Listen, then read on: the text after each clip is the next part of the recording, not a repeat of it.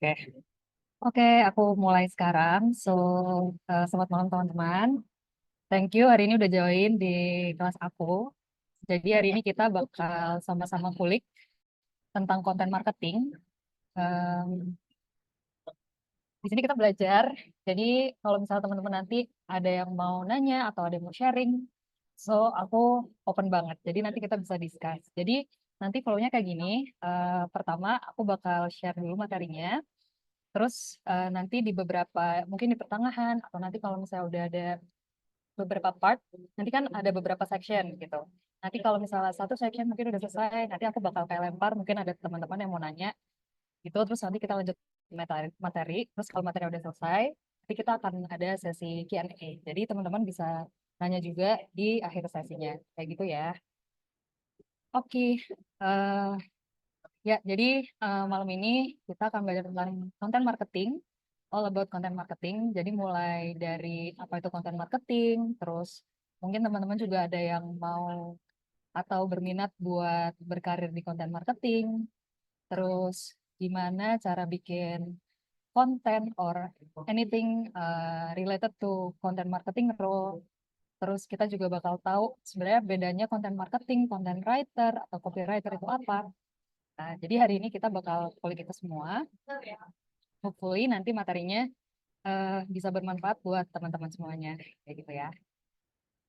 Oke, jadi kenalan dulu. Nama aku Safira. Teman-teman bisa panggil aku Safira. Jadi aku mengawali karir jadi content marketer itu dulu dari tahun 2017. Aku sebagai copywriter di Creating, Creative Advertising. Itu kayak sebuah media gitu di kampus aku. Aku belajar banyak banget kayak gimana cara bikin campaign, terus gimana cara bikin copywriting yang menarik buat campaign aku, kayak gitu. Terus di tahun 2019, aku juga sempat jadi social media kreatif di salah satu radio Indonesia, itu di RRI Indonesia. Terus tahun 2020, aku mengawali karir sebagai content writer di Jobhan. Waktu itu aku belajar all about content writing, mulai dari copywriting, content writing, sampai UX writing. Jadi Jobhan banyak banget ngasih aku ilmu, sampai dulu aku juga sempat dikasih kesempatan jadi head of content, kayak gitu. And then tahun 2022 sampai sekarang, aku jadi content marketing manager di Glints untuk B2B sectionnya, kayak gitu. Oke, ya. Nah, oke. Sekarang kita mulai dari definisinya dulu kali ya. Gitu. Jadi konten marketing itu sebenarnya bisa kita tahu artinya dengan per istilahnya gitu. Kalau konten, teman-teman pasti udah kayak sering dengar. Jadi konten itu adalah segala sesuatu yang mungkin itu entah yang bersifat fun, inspiring, informatif, atau relate aja gitu sama kita kita kita yang baca gitu. Jadi teman-teman pasti mungkin sering pakai Instagram kan kayak gitu ya. Nemu konten-konten mungkin yang follow Jobhan gitu. Pernah ketemu kayak judul artikelnya tips efektif untuk mengatasi kebiasaan menunda-nunda. Itu one of content. Terus mungkin juga pernah baca-baca artikel gitu di website, entah itu Hipwi atau Addict Times gitu ya. Kayak cara berdamai dengan rasa insecure di usia 20-an. Itu juga termasuk konten. Jadi konten itu biasanya tujuannya buat kayak menghibur atau fun sifatnya, atau inspiring teman-teman atau yang baca, dan bisa bersifat informatif, dan juga biasanya relate nih sama yang ngebaca kayak gitu. Itu konten ya. And then tadi sama yang Kak Nora ya sempat mention, apakah terus konten itu harus berjualan kayak gitu ya. Nah, di konten marketing, di bagian istilah marketingnya itu sebenarnya bisa untuk jadiin konten sebagai hal yang nanti persuasif orang yang baca konten kita gitu. Jadi kalau marketing ini, khusus marketingnya sendiri, jadi itu sesuatu yang biasanya itu memang bersifat offering atau kayak menawarkan sesuatu gitu ya. Terus delivering atau kayak menyampaikan sesuatu, tapi berbeda dengan konten yang biasanya dia itu memang bersifat informatif, jadi hanya menyampaikan suatu info gitu ya buat teman-teman, kayak yang tadi kayak contohnya tips menunda-nunda atau gimana caranya kita bisa ngelewatin fase quarter life crisis gitu ya. Kalau misalnya di marketing biasanya dia bisa lebih fokus ke produknya gitu. Misal kayak salah satu contoh produk Starbucks gitu. Di marketing itu kayak kita pakai konten as something yang itu juga selain ngasih info atau persuasi orang yang nerima kontennya, tapi juga relate sama produk yang dia tawarkan. Kayak gitu. Oke, terus yang terakhir. Jadi kalau misalnya tadi konten, itu kita lebih ke kayak nyampein info. Terus kalau marketing kita lebih ke kayak persuasi orang untuk lebih kenal sama brand atau produk kita.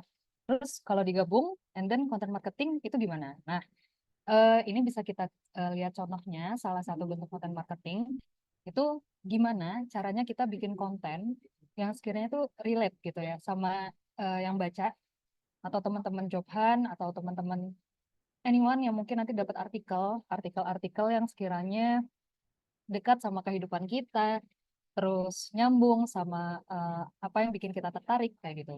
Tapi juga nanti diselipin sama suatu brand atau produk gitu. Jadi nanti em, konten yang kita baca itu selain ngasih kita informasi, itu juga kita dapat info atau kayak dapat apa ya em, suatu promo tentang brand atau produknya. Gitu. Jadi contohnya kayak artikel ini gimana caranya bikin kopi nih dari rumah aja gitu. Em, jadi fokusnya kalau misalnya tadi konten itu untuk inspire atau informing people, kalau marketing itu lebih ke mengenalkan produk ke orang, dan konten marketing itu kita bikin konten yang selain dia ngasih info, itu juga kayak promoting suatu brand atau produk.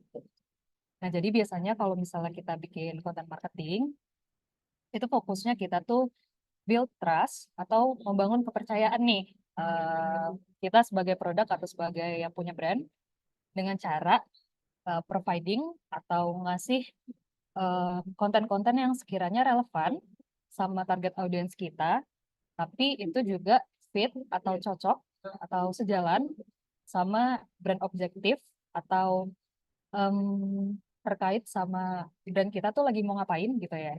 Dan konten-konten yang dibikin itu fokus sama audiensnya. Jadi kita di sini content marketer itu make sure kita tahu banget tentang siapa target audiens kita, terus kebutuhan mereka tuh apa, kayak gitu-gitu ya. Terus mereka tuh tertariknya dengan apa. Terus nanti kita bikinin konten, tapi itu juga nanti kita sekalian nih kayak ngenalin produk-produk kita. Singkatnya seperti itu. Nah, jadi gini, konten marketing itu tadi providing relevant story. Jadi kita ngasih cerita gitu ya, yang relevan, terus fit sama kebutuhan audiensnya, tapi juga fit sama goal dari bisnisnya. Jadi berjalan dua arah. Oke, itu tentang content marketing. Semoga teman-teman bisa ngeh meskipun dikit-dikit ya. Terus kalau misalnya kita mau jadi content marketer, biasanya yang dibutuhin dari segi skill atau knowledge itu apa aja sih kayak gitu kan. Em, Cuman tiga. Kalau misalnya yang hari ini aku share, yang pertama ada strategic planning, yang kedua ada riset dan data analysis, dan yang ketiga technical skill nih teman-teman. Oke, kok kayaknya susah ya kalau misalnya kita baca sekilas gitu ya. Nggak apa-apa. Eh, kita kulik semuanya hari ini pelan-pelan. Jadi kenapa sebenarnya content marketer itu butuh strategic planning gitu ya? Kenapa nggak itu yang duluan Kak, yang technical skill gitu ya, yang copywriting atau editing skill gitu. Nah, kayak yang tadi aku sempat share sama teman-teman, kalau misalnya di content marketing, itu kan kita selain bikin cerita, kita harus bikin suatu konten yang sekiranya itu relevan nih, sama cocok sama kebutuhan audiens dan kebutuhan dari goal dari bisnisnya atau produknya atau brandnya kayak gitu kan. Nah, kalau di strategic planning itu adalah strategic planning teman-teman bakal dipakai buat ini tadi nih teman-teman kayak yang tahu nih nanti audiensnya tuh sebenarnya butuhnya apa sih kayak gitu. Misal nih aku mention satu produk gitu ya. Kalau misalnya kita mention produk sepatu lokal gitu ya, itu pasti akan berbeda audiensnya, tipe-tipe audiensnya, terus kebutuhan audiensnya, sama teman-teman yang biasanya nanti pakai sepatu-sepatu yang mungkin dari segi brand itu udah lebih global, contohnya Nike atau Adidas gitu. Itu unik kan, karena misalnya itu dari segi brand, terus kayak dari awareness-nya itu berbeda. Nah, kita nanti sebagai content marketer bakal ngulik nih teman-teman. Berarti tipe-tipe audiens yang pakai produk kita tuh sebenarnya siapa sih? Kayak gitu. Dengan nanti kita tahu itu, jadi kita semakin tahu nih kayak konten-konten apa yang sekiranya nanti masuk nih buat orang-orang atau target audiens yang nanti pakai produk kita. Jadi itu biasanya dipakai buat strategic planningnya. Jadi biasanya outputnya untuk kita tahu bisnis objektifnya apa. Gitu. Jadi kalau misalnya tadi ngomongin soal sepatu lokal gitu ya, berarti goalnya apa? Apakah itu nanti masih di tahap awareness? Jadi sekedar ngenalin dulu nih ke orang-orang yang belum tahu dari segi brand kita kayak gitu. Atau udah mulai selling nih, udah mau supaya dari target audiens yang sekiranya udah tahu produk kita itu mulai tertarik buat beli kayak gitu. Terus juga strategic planning, understanding channel kayak gitu. Jadi biasanya content marketer itu pakai alat nih teman-teman, namanya channel. Itu nanti kita kulik juga hari ini ada yang namanya own media, terus ada juga namanya paid media dan earned media. Secara singkat, own media itu adalah suatu channel yang udah kita punya nih kalau on media. Contohnya kayak apa? Instagram mungkin, social media, atau blog gitu ya. Kalau paid media ini lebih luas juga, bisa digital, kayak mungkin misalnya Instagram Ads, terus SEM kalau teman-teman pernah dengar.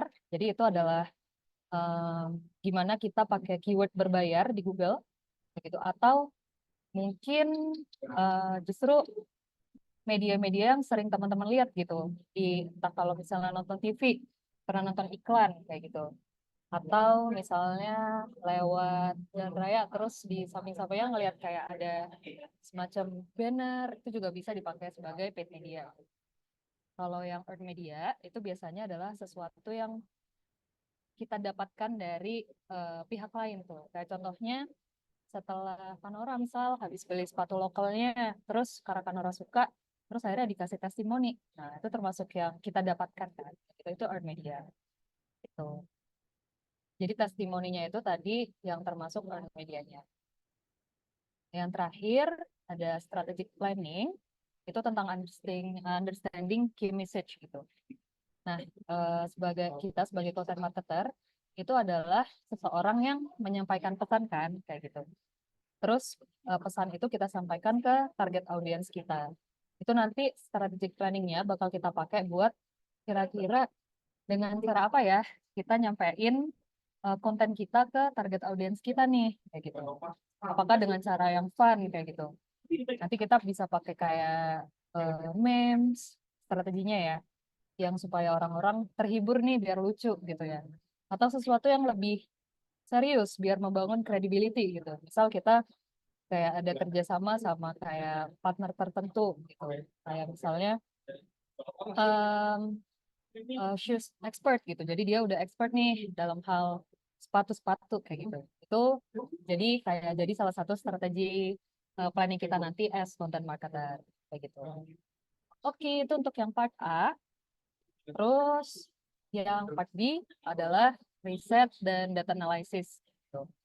Jadi teman-teman yang jadi content marketer itu biasanya diharapkan untuk punya skill-skill ini teman-teman. Jadi kayak udah ngerti nih dikit-dikit tentang SEO skill.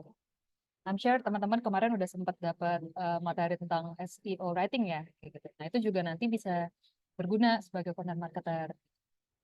Terus yang kedua ada target market analysis. Jadi as content marketer, aku percaya bahwa di dunia ini orang itu ada macam-macam teman-teman. Nah, kita sebagai content marketer itu yang jadi penembaknya gitu. Kayak berarti orang yang macamnya seperti ini, target message-nya tuh seperti ini kayak gitu. Supaya nanti apa yang kita sampaikan itu bisa efektif kayak gitu. Terus juga ada tren.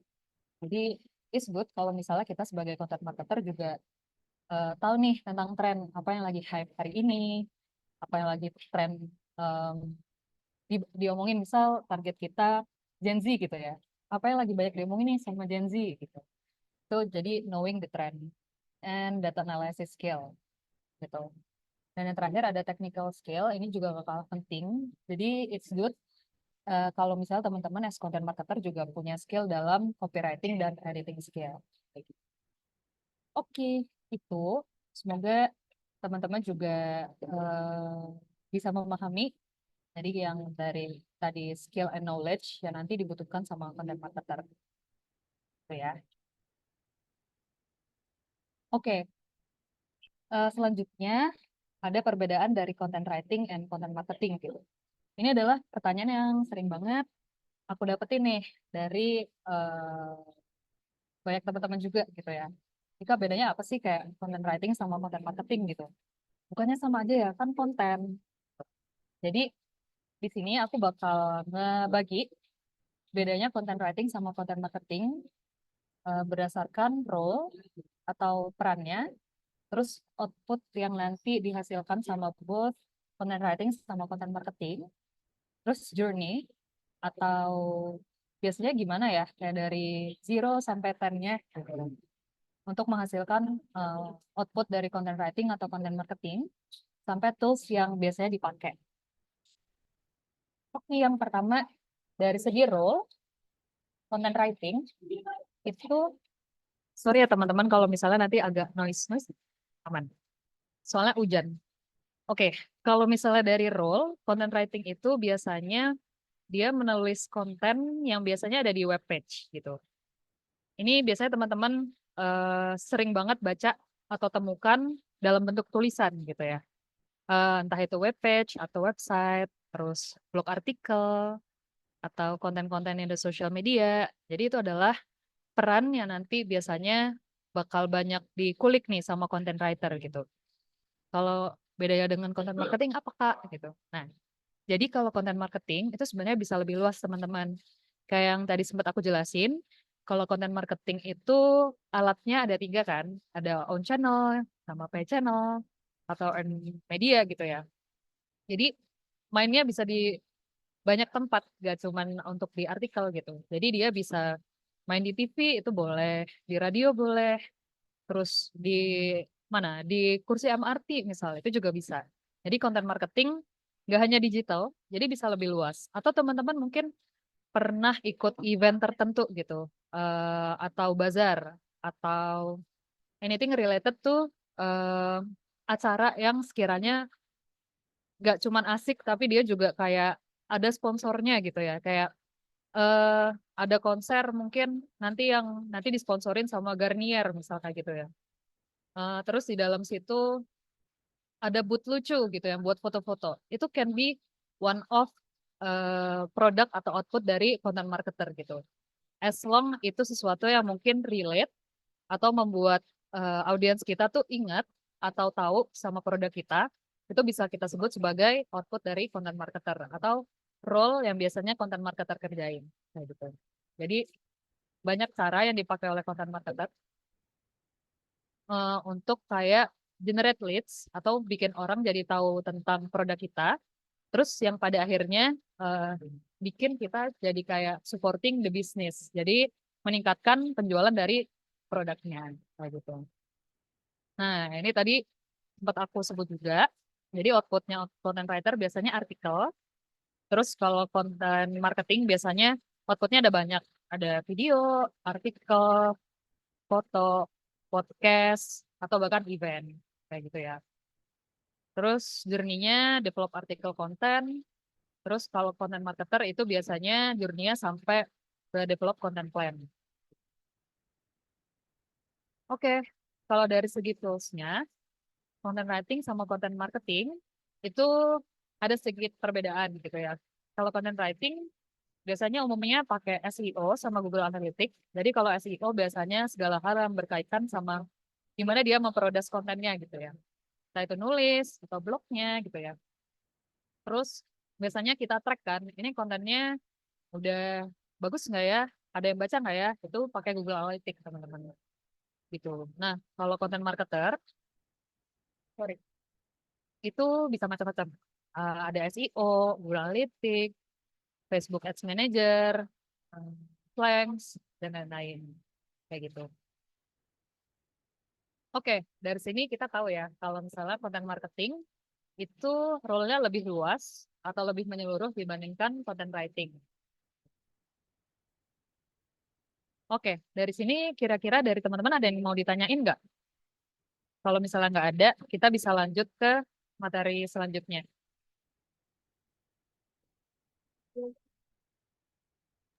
Yuk teman-teman, mungkin ada yang udah ingin ditanyain sama Kak Safira, boleh banget. Sebelum kita lanjut, bisa raise hand atau langsung aja di kolom chat ya, seperti biasa teman-teman.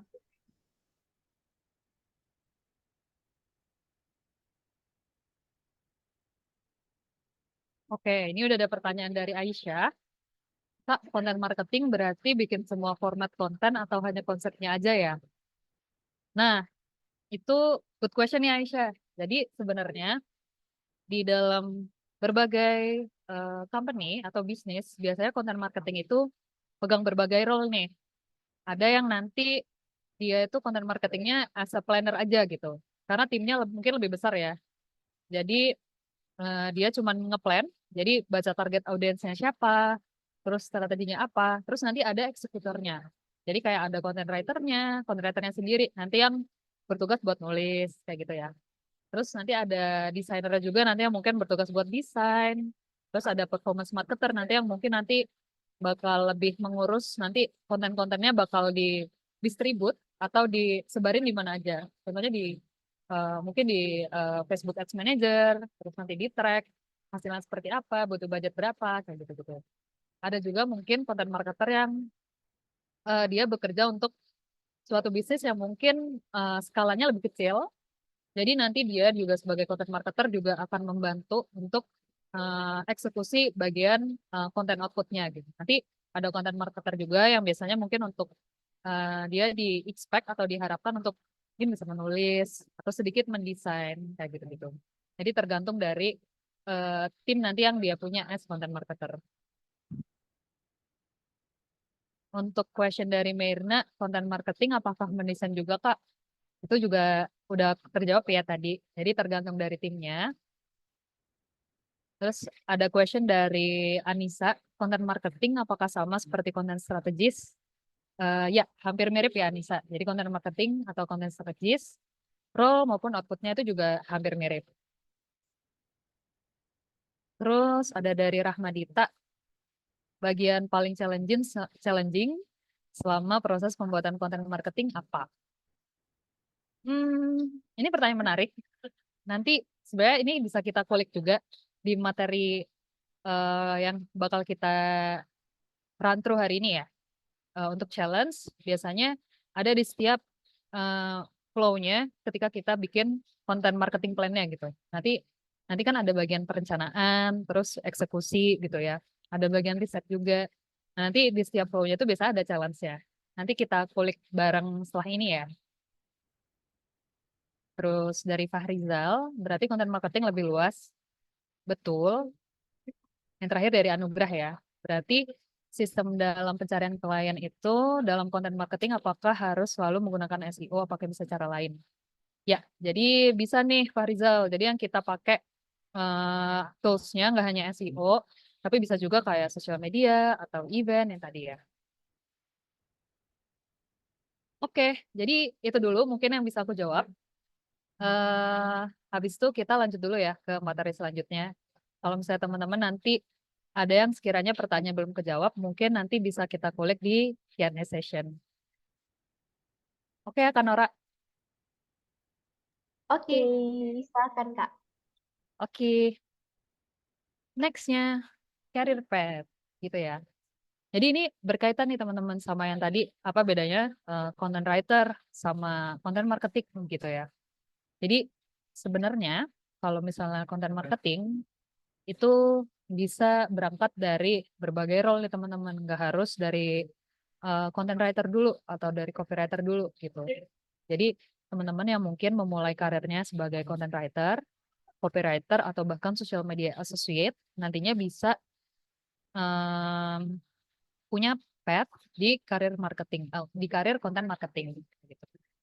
Nah, misalnya dari role content writer gitu ya, nanti naiknya jadi senior content writer, terus bisa jadi content marketing lead, terus kalau social media associate bisa jadi specialist dulu, terus jadi lead, terus kalau copywriter bisa jadi content lead, terus nanti bisa jadi social media content, terus head of marketing, and then CMO gitu untuk career path-nya.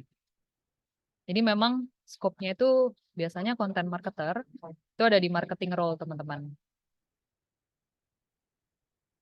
Oke, terus kita move ke part content marketing specialization and responsibilities gitu ya. Kalau misalnya tadi kita udah kayak semacam ngintip dikit, biasanya kayak dari segi role, terus outputnya apa. Jadi ini kita bahas biasanya specialization sama responsibilities-nya apa aja. Ini juga sering banget aku dapat pertanyaan, bedanya jadi content marketing B2C sama jadi content marketing B2B itu bedanya apa? Kayak gitu.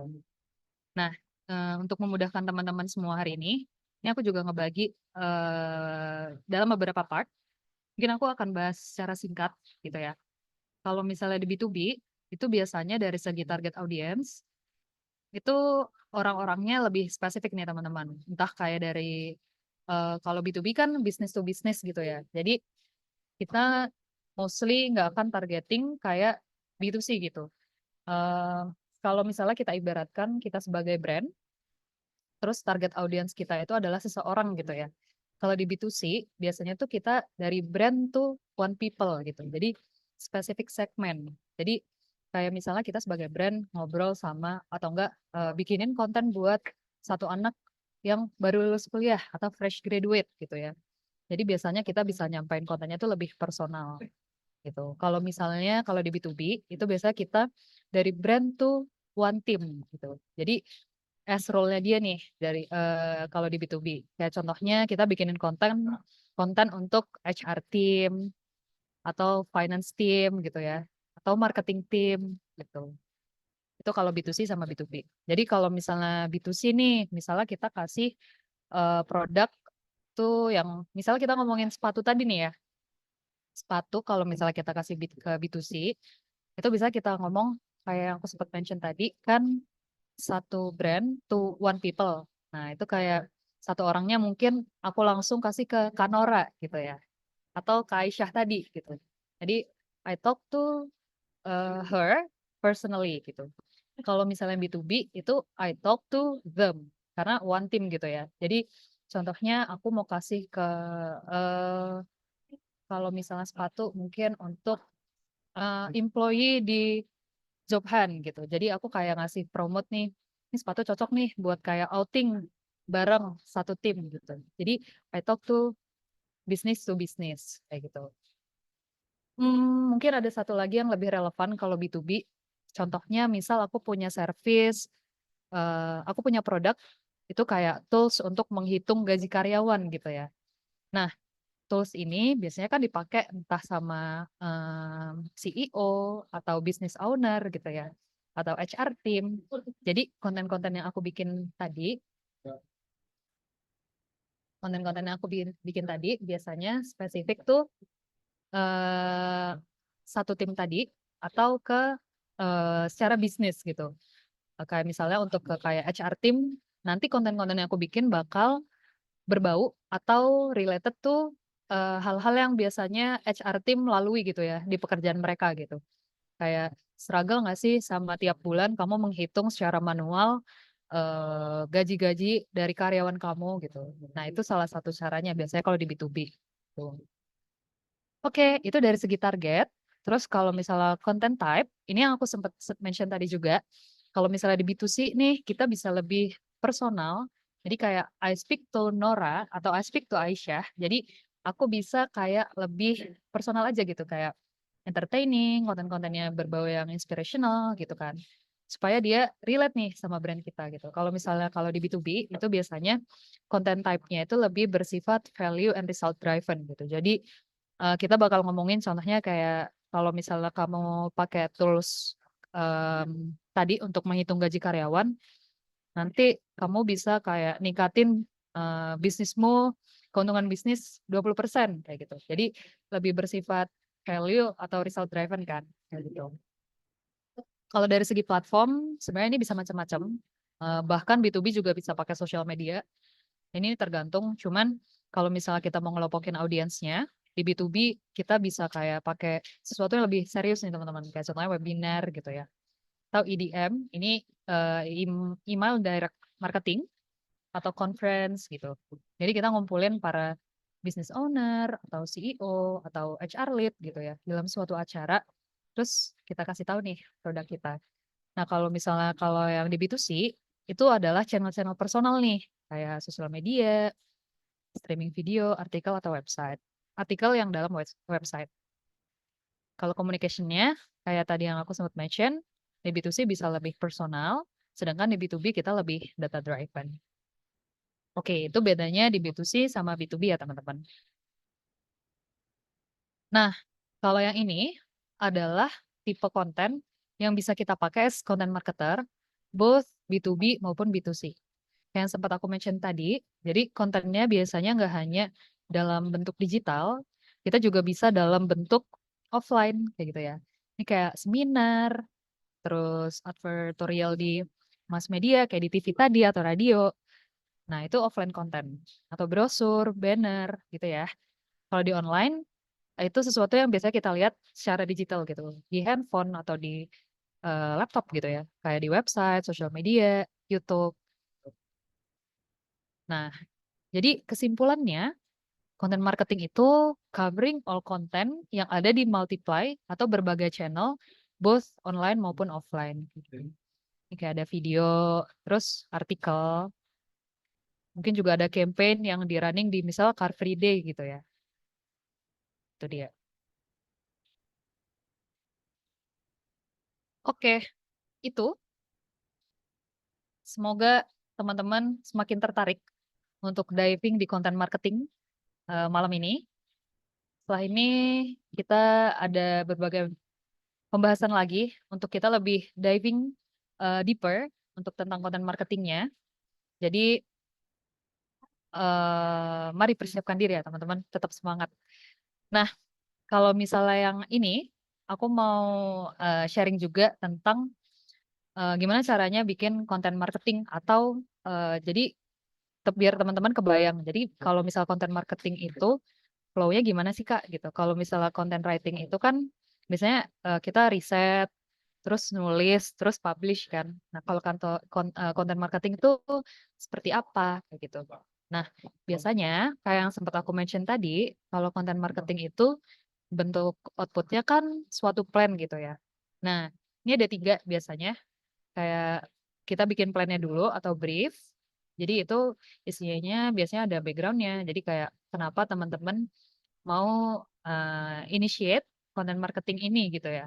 Terus nanti kayak objektif atau goalnya apa, terus target audiensnya apa, pakai platform apa, budgetnya berapa, timelinenya kapan, kayak gitu. Terus kalau execution itu progress dan challenge, dan evaluation, result, learning, future improvement, kayak gitu. Jadi ada di tiga flow ini.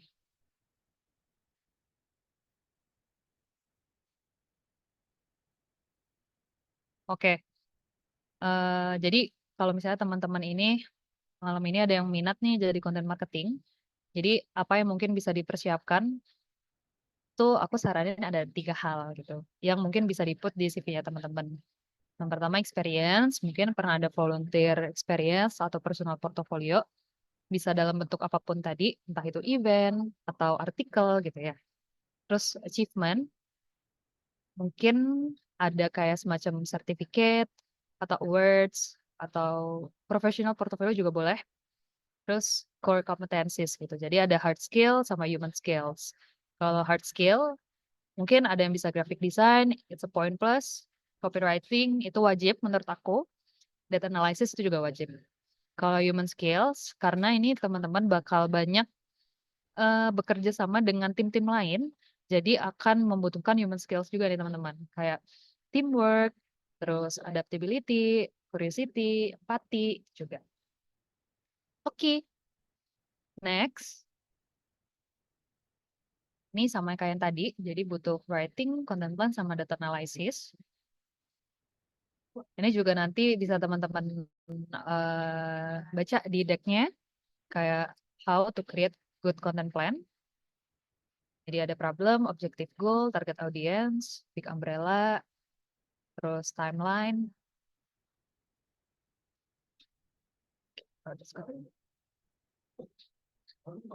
Sama ini, mungkin aku mau share sedikit supaya lebih kebayang di bagian part yang ini ya, kayak flow-nya seperti apa. Nah, jadi how does content marketing operate gitu ya. Jadi kayak gimana nih 0 to 10-nya gitu. Dari planning sampai kontennya beneran jadi gitu. Nah, ini biasanya kayak gini teman-teman. Jadi biasanya teman-teman content marketer akan berangkat dulu dari bikin brief gitu. Jadi mungkin akan ngobrol dulu nih sama anak marketing, anak produk, atau bahkan klien gitu ya. Brandnya itu butuhnya apa? Apakah ini aku mau ngenalin produk aku dulu, atau udah butuh message yang lebih product related, jadi lebih untuk selling. Aku udah mau ngejual produk aku nih, kayak gitu ya.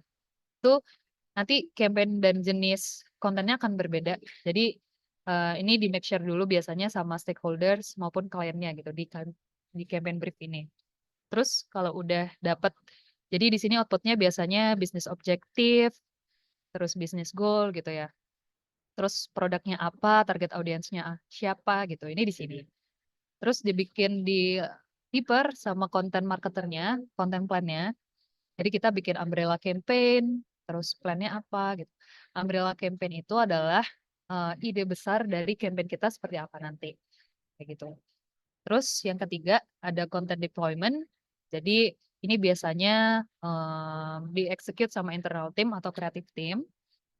Terus yang yang keempat itu barulah konten yang udah jadi itu tadi dari creative team kita distribute atau kita sebarkan ke channel-channel ini kayak earn channel, on channel ataupun paid channel gitu ya. Dan yang terakhir kalau udah terdistribut baru nanti kita evaluasi kontennya berhasil nggak ya gitu. Kalau misalnya ternyata nggak works atau justru works nanti itu kita evaluasi gitu. Apa yang mungkin emang cocok nih buat target audiens ini atau ternyata nggak works, apakah nanti kita lihat dari apakah ini yang bisa kita kulik dari channelnya atau key message-nya kayak gitu.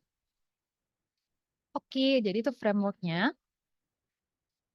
Nah, ini kita akan berpindah ke terms atau istilah-istilah yang ada di konten marketing gitu ya. Nah, sebelum kita move ke sini, aku mau kasih waktu buat teman-teman mungkin untuk ingat-ingat lagi atau nanti menyerap dulu mungkin selama 2 menit gitu ya. Nggak apa ya Kak Nora ya? It's okay, Kak. Oke. Atau mungkin teman-teman ada yang mau nanya, boleh juga di kolom chat aku sambil nanti bacain.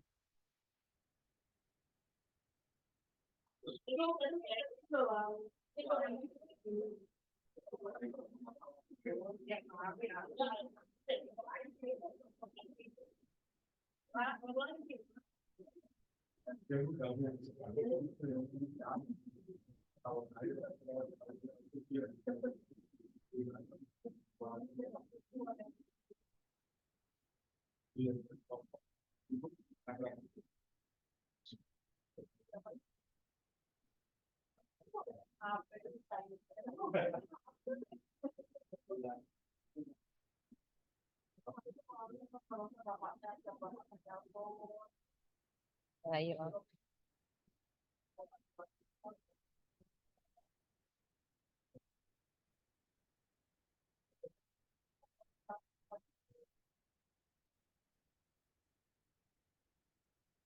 Oke, kita lanjut ya. Eh, tadi kita udah deep dive dari mulai dari istilahnya, terus role-nya, terus outputnya juga, sampai ke kayak flow-nya biasanya content marketer itu seperti apa. Terus sekarang kita bakal learning atau explore istilah-istilah yang ada di content marketing supaya teman-teman juga lebih kebayang. Biasanya kalau content marketer itu sehari-harinya kayak gimana sih kayak gitu ya. Nah, yang pertama di dalam sebuah plan yang kayak di bagian sini tadi nih teman-teman, campaign brief sama content plan, kita akan sering banget em, get in touch atau make yang namanya content marketing funnel nih. Nah, biasanya anak-anak marketing tahu banget nih soal marketing funnel ya. Nah, eh, marketing Wifi-nya kalau untuk ini akan dipakai di konten juga gitu ya. Jadi kalau buat teman-teman yang udah tahu marketing funnel, it's good. Nah, kalau buat teman-teman yang belum tahu tentang marketing funnel, jadi marketing funnel itu adalah sebuah sistem atau sebuah prototype yang biasanya akan membantu brand untuk kayak attract potential client dan nge-guide mereka untuk sesuai dengan journey dari audiensnya gitu. Untuk mereka nanti berinteraksi sampai ke konversi sebagai customer gitu ya. Agak rumit ya definisinya. Jadi kalau misalnya di content marketing funnel, ini aku akan memberi analoginya supaya lebih mudah buat teman-teman yang lagi PDKT gitu ya. Jadi di content marketing funnel itu kita akan ngelihat segitiga kebalik ini teman-teman, as kita sebagai cowok atau cewek yang mau jadian sama gebetan kita gitu ya. Jadi di tahap yang pertama ada awareness, yang kedua ada evaluation, yang ketiga itu conversion gitu ya. Kalau di top ini nanti itu adalah fase di mana kita PDKT nih atau kenalan dulu sama gebetan kita gitu. Ibaratkan gebetan kita ini tadi adalah target audiensnya gitu ya. Terus nanti hasil yang kita harapkan saat kita PDKT itu kan biasanya adalah jadian gitu ya. Itulah yang kita namakan sebagai conversion kayak gitu. Nah, ini analogi yang paling aku suka dan paling sering aku pakai ini teman-teman. Nah, jadi yang pertama ada awareness itu tadi atau di top funnel. Jadi kita bisa kenalan dulu sama enggak. Jadi supaya target audiens kita kenalan sama kita dan membuat mereka tahu, oh ini nih ada cewek namanya Kak Nora gitu ya. Misal kayak gitu. Terus abis itu ada cowok misalnya namanya siapa tadi? Hmm, ya Kak Nora dulu deh. Terus yang middle itu nanti kayak cowoknya evaluate nih. Hmm, Nora cakep sih gitu. Akhirnya dia tertarik kan kayak gitu. Terus akhirnya yang terakhir conversion. Jadian deh kayak gitu. Nah, kalau misalnya di brand, jadi kita kalau misalnya di top itu biasanya kita lebih kenalin dulu nih brand kita. Jadi itu tidak akan bisa di bagian awareness ini tadi atau di top funnel ini kita mengharapkan supaya target audiens kita ini langsung beli gitu ya. Syukur-syukur emang ada target audiens yang setelah kenal langsung beli gitu ya. Misalnya kita punya produk air mineral gitu ya. Kita compete nih sama Aqua gitu. Compete itu berkompetisi bersama Aqua gitu ya. Aqua yang kita bahkan udah kenal dari zaman bocah ya, kayak semua orang tahu lah nama Aqua.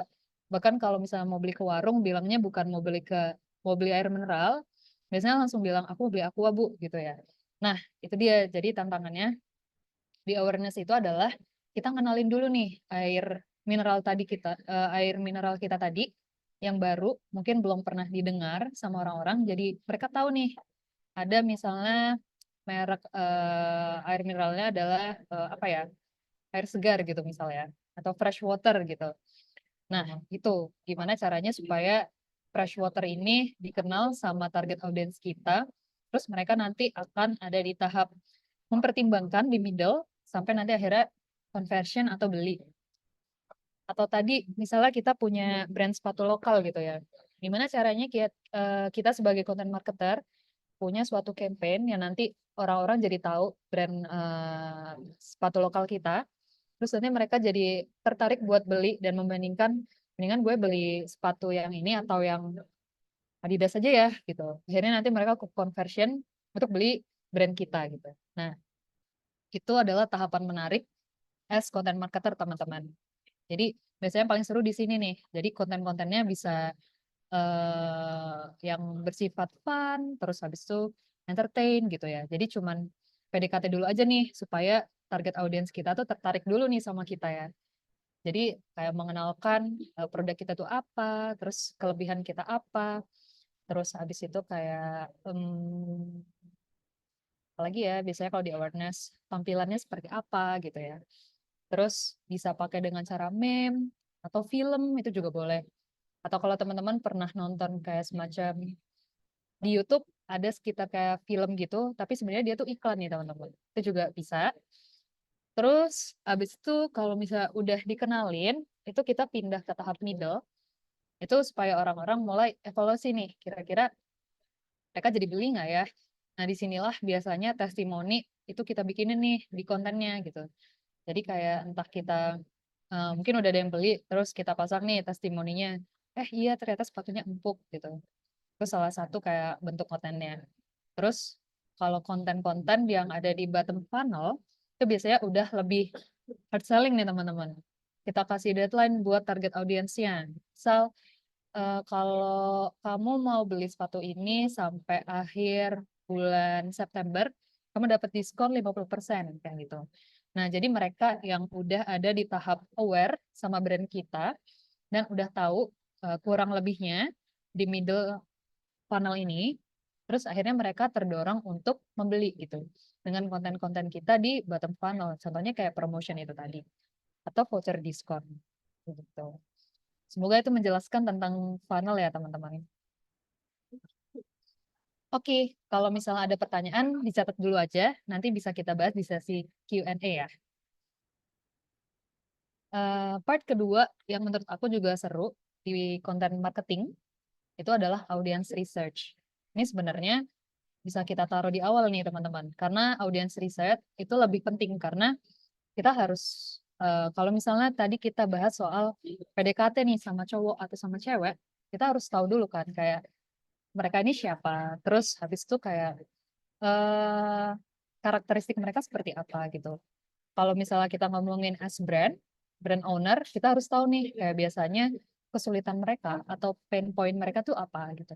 Nah, itu biasanya kita lakukan di audience research gitu. Jadi, audience research itu adalah kita melakukan riset untuk kayak spesifik audience atau audiens yang spesifik eh, untuk kita nanti segmenting. Jadi kita dapat info tentang attitude mereka, knowledge-nya apa, behavior-nya seperti apa, interest-nya apa, preferensinya seperti apa. Nah, itu nanti yang kita dapetin di audience research. Untuk nanti kita olah di dalam konten kita nih teman-teman. Jadi ketika kita nanti bikinin konten buat mereka-mereka nih, mereka akan bisa lebih relate sama konten yang nanti kita share ke mereka gitu. Akan karena gini, mungkin akan sangat tidak lucu. Misal kita bikin konten, misal kita punya produk sepatu lokal tadi, terus sepatu lokal kita itu adalah sepatu lokal dari Surabaya nih ownernya misalnya. Terus karena dari ownernya dari Surabaya, mungkin ownernya nih fasih nih berbahasa Jawa misalnya. Terus karena menurut dia semua orang bahasa Jawa itu menarik misalnya, kita bikinin aja konten berbahasa Jawa gitu ya. Nah, tapi nanti kontennya nanti bakal dia sebarin di orang-orang yang ada di Bandung misal gitu ya dengan konten berbahasa Jawa itu tadi. Dari sini kan ini adalah contoh mudah gimana kalau misalnya kita salah riset audiens, akhirnya konten kita tadi tidak akan relatable nih sama teman-teman yang ada di Bandung kayak gitu. Padahal kalau misalnya kita bikin konten, tujuan kita yang pertama itu adalah bikin dia relate dulu gitu kan, supaya kayak dia tersentuh nih hatinya. Jadi kalau udah tersentuh, dia jadi kayak, eh kayak aku mau tahu nih, ini brand apa gitu. Terus abis itu kayak ini brand, ini konten menarik nih. Ini sebenarnya siapa sih yang bikin? Nanti dia akan ada kemauan buat nyari tahu nih tentang brandnya. Oh ternyata dia brand sepatu kayak gitu. Sepatunya lucu-lucu juga ya. Terus akhirnya nanti dia ada di perjalanan ini tadi, di mana dia bisa evaluate produknya, terus mungkin nanti bisa konversi. Jadi klien atau customer. Nah, mungkin tadi teman-teman juga sempat kebayang, kalau gitu gimana ya Kak caranya supaya kita bisa audience riset gitu ya. Ini ada 4 tahapan mudah. Gimana caranya kita bisa audience riset? Jadi yang pertama teman-teman melakukan riset market dulu nih gitu ya. Jadi teman-teman tahu kompetitornya siapa aja gitu. Semakin mirip brand kompetitor kita dengan di analisis kita akan semakin mudah kita mencari celah untuk bikin konten-kontennya nanti. Akan sangat tidak relatable misalnya kita melakukan sebenarnya boleh sih gitu ya. Kayak kita bikin riset kompetitor itu langsung ke Adidas gitu ya. Tapi itu akan semakin mudah nih teman-teman kalau misalnya teman-teman nanti listing kompetitornya itu sesama mungkin brand lokal yang mungkin udah lebih diketahui nih sama audiens-audiens di Bandung misal gitu ya. Apa mereknya mungkin dari sepatu-sepatu yang udah terkenal di sana, terus habis itu mungkin sepatunya modelnya seperti apa yang kayak gitu-gitu. Itu salah satu eh, mungkin info yang bakal teman-teman dapat di market analysis. Terus yang kedua adalah define potential target teman-teman gitu. Nah, ini adalah salah satu hal yang aku mau kayak kasih rambu nih ke teman-teman. Akan sangat sulit bagi kita kalau misalnya nanti di campaign plan kita itu kita langsung naruh target brand aku atau target audiens aku cewek gitu doang atau cowok gitu doang. Sedangkan seperti yang aku sempat bilang tadi di dunia ini ada banyak banget teman-teman jenis-jenis orang gitu ya, manusia gitu ya. Nah, kalau misalnya kita targetin ke segeneral itu kayak aku mau bikin produk sepatu buat cowok gitu atau cowok remaja gitu doang. Itu maka konten yang kita nanti bikinin berpotensi akan jadi kurang relate aja gitu teman-teman. Akan kurang efektif nanti kampanyenya gitu. Dan ini waktu aku kemarin sempat kayak eh, ngelihat ada teman-teman yang kayak bikin contoh campaign plan, itu mereka masih pakai target audience yang masih terlalu general. Jadi ini as learning. Jadi kalau misalnya nanti teman-teman mau bikin campaign plan, coba nanti bikin eh, target audience analysis yang nanti bisa lebih spesifik lagi. Contohnya kalau misalnya tadi target audiensnya adalah em, cowok remaja, itu coba nanti lebih didetailin lagi coba. Kayak usianya dari umur berapa sampai umur berapa. Terus tinggalnya kira-kira di mana. Terus abis itu kebiasaannya dia ngapain ya? Apakah dia tipe remaja yang em, sering buka Instagram atau dia lebih prefer bukanya Facebook gitu. Misal itu kayak gitu ya. Terus habis itu apakah dia tipe remaja yang lebih aktifnya di Twitter. Nah, dari segi penggunaan sosial medianya aja itu sebenarnya kita udah bisa kayak tarik kayak semacam hipotesis nih teman-teman atau perkiraan kira-kira behaviornya dia itu akan seperti apa. Kalau misalnya dia lebih sering buka Instagram atau TikTok, maka target audiens kita ini sebenarnya lebih tertarik sama hal-hal yang berbau visual gitu. Jadi cakep aja nanti misal kalau misalnya konten yang kita bikin itu berbentuk video atau gambar gitu ya. Nah, kalau misalnya target audiens teman-teman nanti teman-teman lihat nih kayaknya mereka lebih sering aktifnya di Twitter deh gitu ya. Nanti ini juga teman-teman bakal bisa tarik karakteristiknya nih. Kayak, oh berarti mungkin salah satu hipotesisnya adalah mereka adalah orang yang suka baca, misalnya kayak gitu. Terus abis itu nanti konten-konten yang teman-teman bisa bikin itu adalah mungkin konten-konten yang lebih berbau tekstual. Ataupun mungkin memang nanti mau di-share atau di-publish di sosial media, maka it's okay kalau misalnya nanti bentuk konten teman-teman nanti bentuknya mungkin memang visual, tapi nanti akan banyak tulisannya. Jadi kayak ngasih informasi yang mungkin lebih panjang. Jadi ngasih informasi yang mungkin lebih padat atau lebih dalam kayak gitu. Itu salah satu contohnya kayak gitu. Terus yang ketiga, build persona. Nanti mungkin ada teman-teman yang udah sempat dengar, jadi persona itu apa, atau mungkin yang belum tidak apa-apa.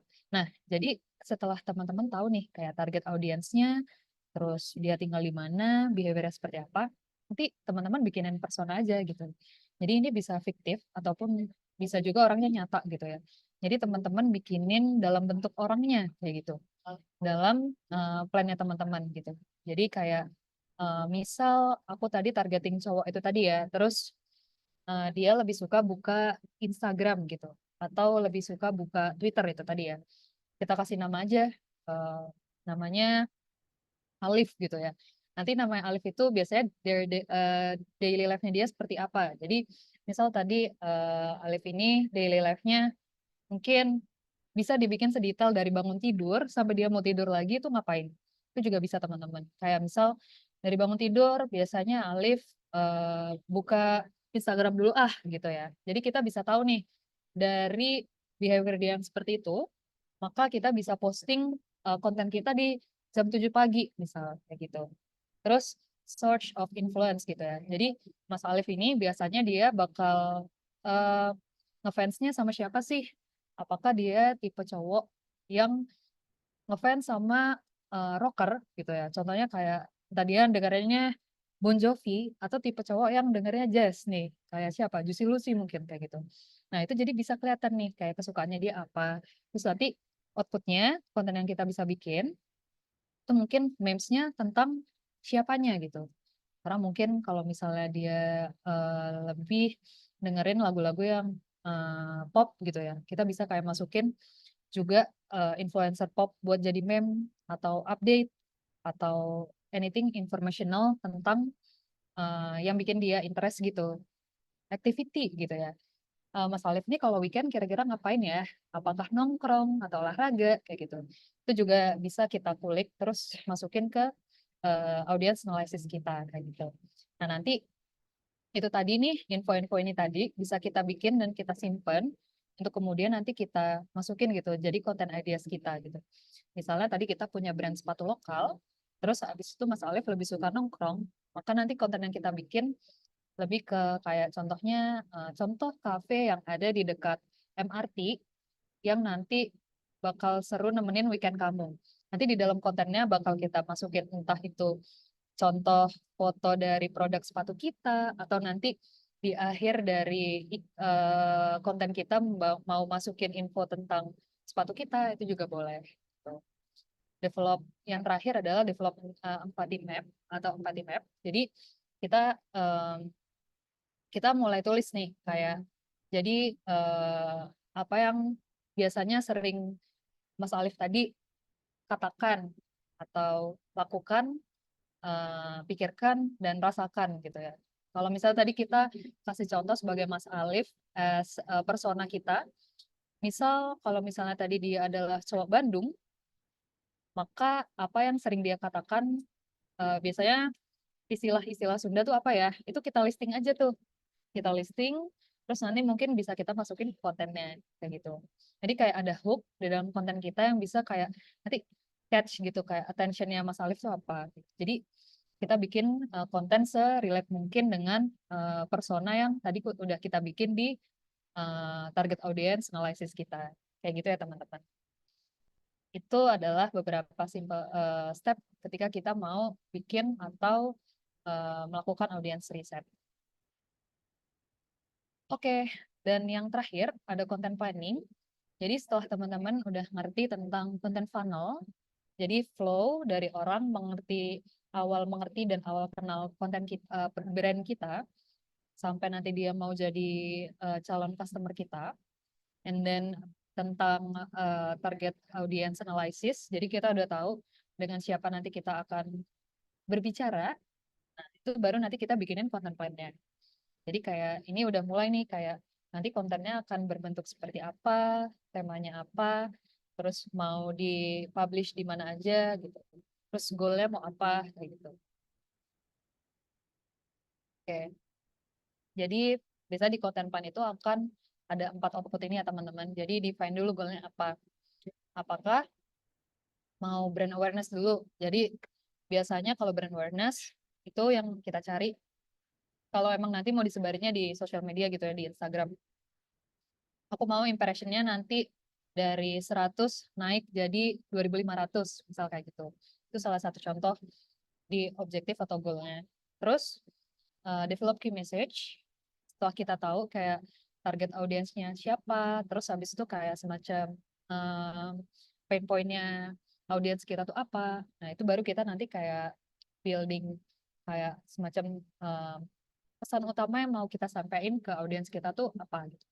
Contohnya kalau misalnya tadi sepatu lokal, maka kita akan kayak ini nih kamu bisa dapetin sepatu harga lokal dengan looks yang mirip global brand kayak Adidas, misal kayak gitu ya. Dengan quality yang sama tapi dengan harga yang lebih murah, misal kayak gitu. Itu salah satu key message-nya. Terus yang ketiga, channel distribution itu mau didistribute atau dipublish di mana? Apakah di Instagram, apakah lewat event juga bisa. Terus nanti kalau misalnya emang dalam bentuk konten digital, itu nanti teman-teman perlu punya namanya konten kalender gitu. Jadi kapan teman-teman mau riset, terus untuk yang mulai menulis atau mulai desainingnya kapan, terus habis itu mau dipublish kapan, gitu-gitu. Jadi pre-production to post-production. Oke, jadi itu yang terakhir. Eh, Setelah itu kita masuk Q&A ya, Kanora. Thank you teman-teman. Oke, barusan aja nih Kak Safira udah jelasin A sampai Z soal konten marketing. Jadi mulai tadi juga teman-teman udah banyak yang tanya dan kepo gitu ya, pengen tahu lebih dalam soal konten marketing gitu ya. Kalau gitu kita langsung aja ke sesi Q&A, teman-teman langsung aja bisa bertanya.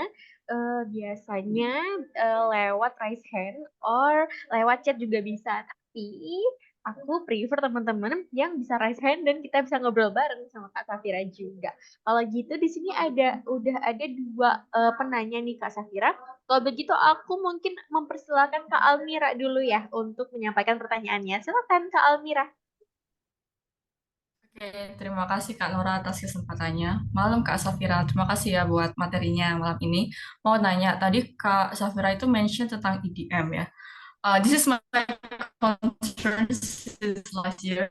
Apakah untuk ranah bisnis Indonesia, EDM itu masih menjadi channel marketing yang efektif untuk generating leads, Kak? Oke. Seperti itu. Soalnya saya pernah punya pengalaman semua konten marketing itu susah semua, tapi menurut saya itu paling susah itu EDM. Apakah memang seperti itu, Kak? Atau mungkin Kakak punya pengalaman seperti itu? Terima kasih. I see. Oke, Kanora aku jawab mungkin pertanyaan dari Almira dulu ya. Oke. Sebenarnya thank you Almira untuk questionnya. Jadi ini sebenarnya good question, terus sangat relatable gitu ya untuk content marketer. Jadi dulu tuh aku pernah punya campaign, terus itu aku bandingin dari segi channel activity-nya gitu. Mulai dari email, terus abis itu WhatsApp, sama satunya lagi itu aku lupa apa, tapi yang dibagi itu jadi dua, email sama WhatsApp gitu ya. Fun fact, ternyata kalau misalnya kita kirimin ke audiens yang di Indonesia versus audiens di Singapura misal gitu ya. Itu teman-teman atau audiens yang ada di Indonesia open rate-nya atau mereka yang buka atau baca konten kita itu lebih banyak mereka opennya di WhatsApp gitu.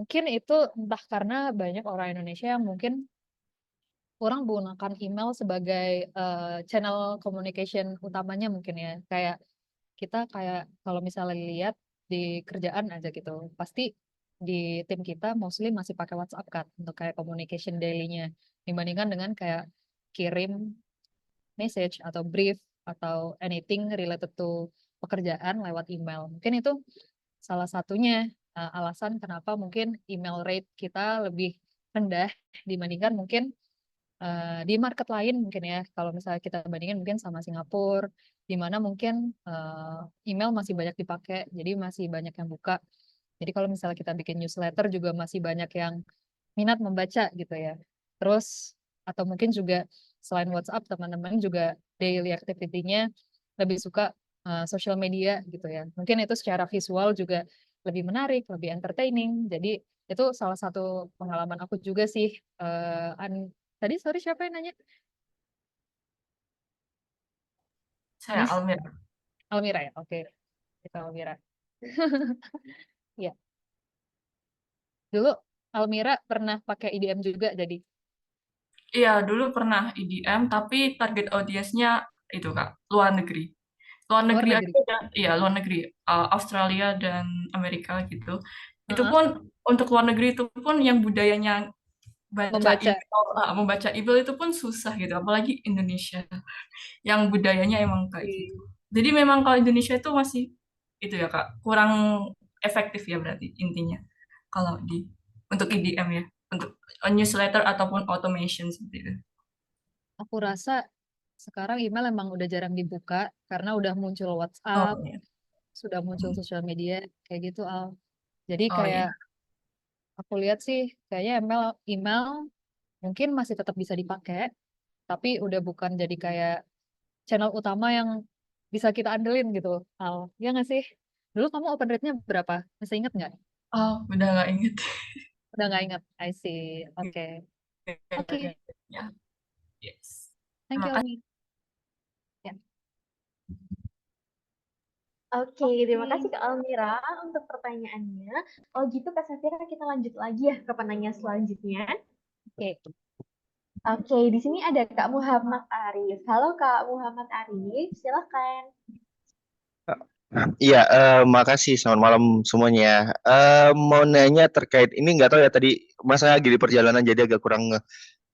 Mau nanya soal kan tadi kalau nggak salah katanya konten marketer ini juga buat planning ya Mbak ya? Ya. Ya. Nah mau nanya kalau untuk eh formatnya sendiri itu sama kayak sosmed marketing nggak ya? Maksudnya secara format pembuatan planningnya apakah kayak kalau ke sosmed kan biasanya kayak seminggu 2 kali atau seminggu 3 kali, kemudian briefnya eh, ngapain dan lain sebagainya. Apakah sama kayak gitu? Dan yang kedua, kalau buat awareness produk itu yang terpenting apa sih Mbak? Apakah dari kontennya kah, dari narasinya kah, atau jalur ceritanya kah, atau apa sih yang penting dalam buat konten yang apa tujuannya untuk awareness gitu? Udah dua dua pertanyaan itu aja. Makasih. Oke. Thank you, Kak Arif. Jadi pertanyaan pertama, apakah sama content marketer sama sosmed marketer ya? Terus yang kedua, Iya benar. story. Kalau misalnya kita bikin konten, yang penting itu adalah story-nya atau narasinya gitu ya. Oke, mungkin eh, aku mau jawab yang pertama dulu. Sebelumnya, thank you buat pertanyaan Kak Arif. Jadi kayak sama nggak sih sebenarnya social media marketer sama konten marketing marketer gitu ya. Ini good question. Jadi dari mungkin pertama aku mau bahas dari segi terms-nya. Terms dari role-nya ya.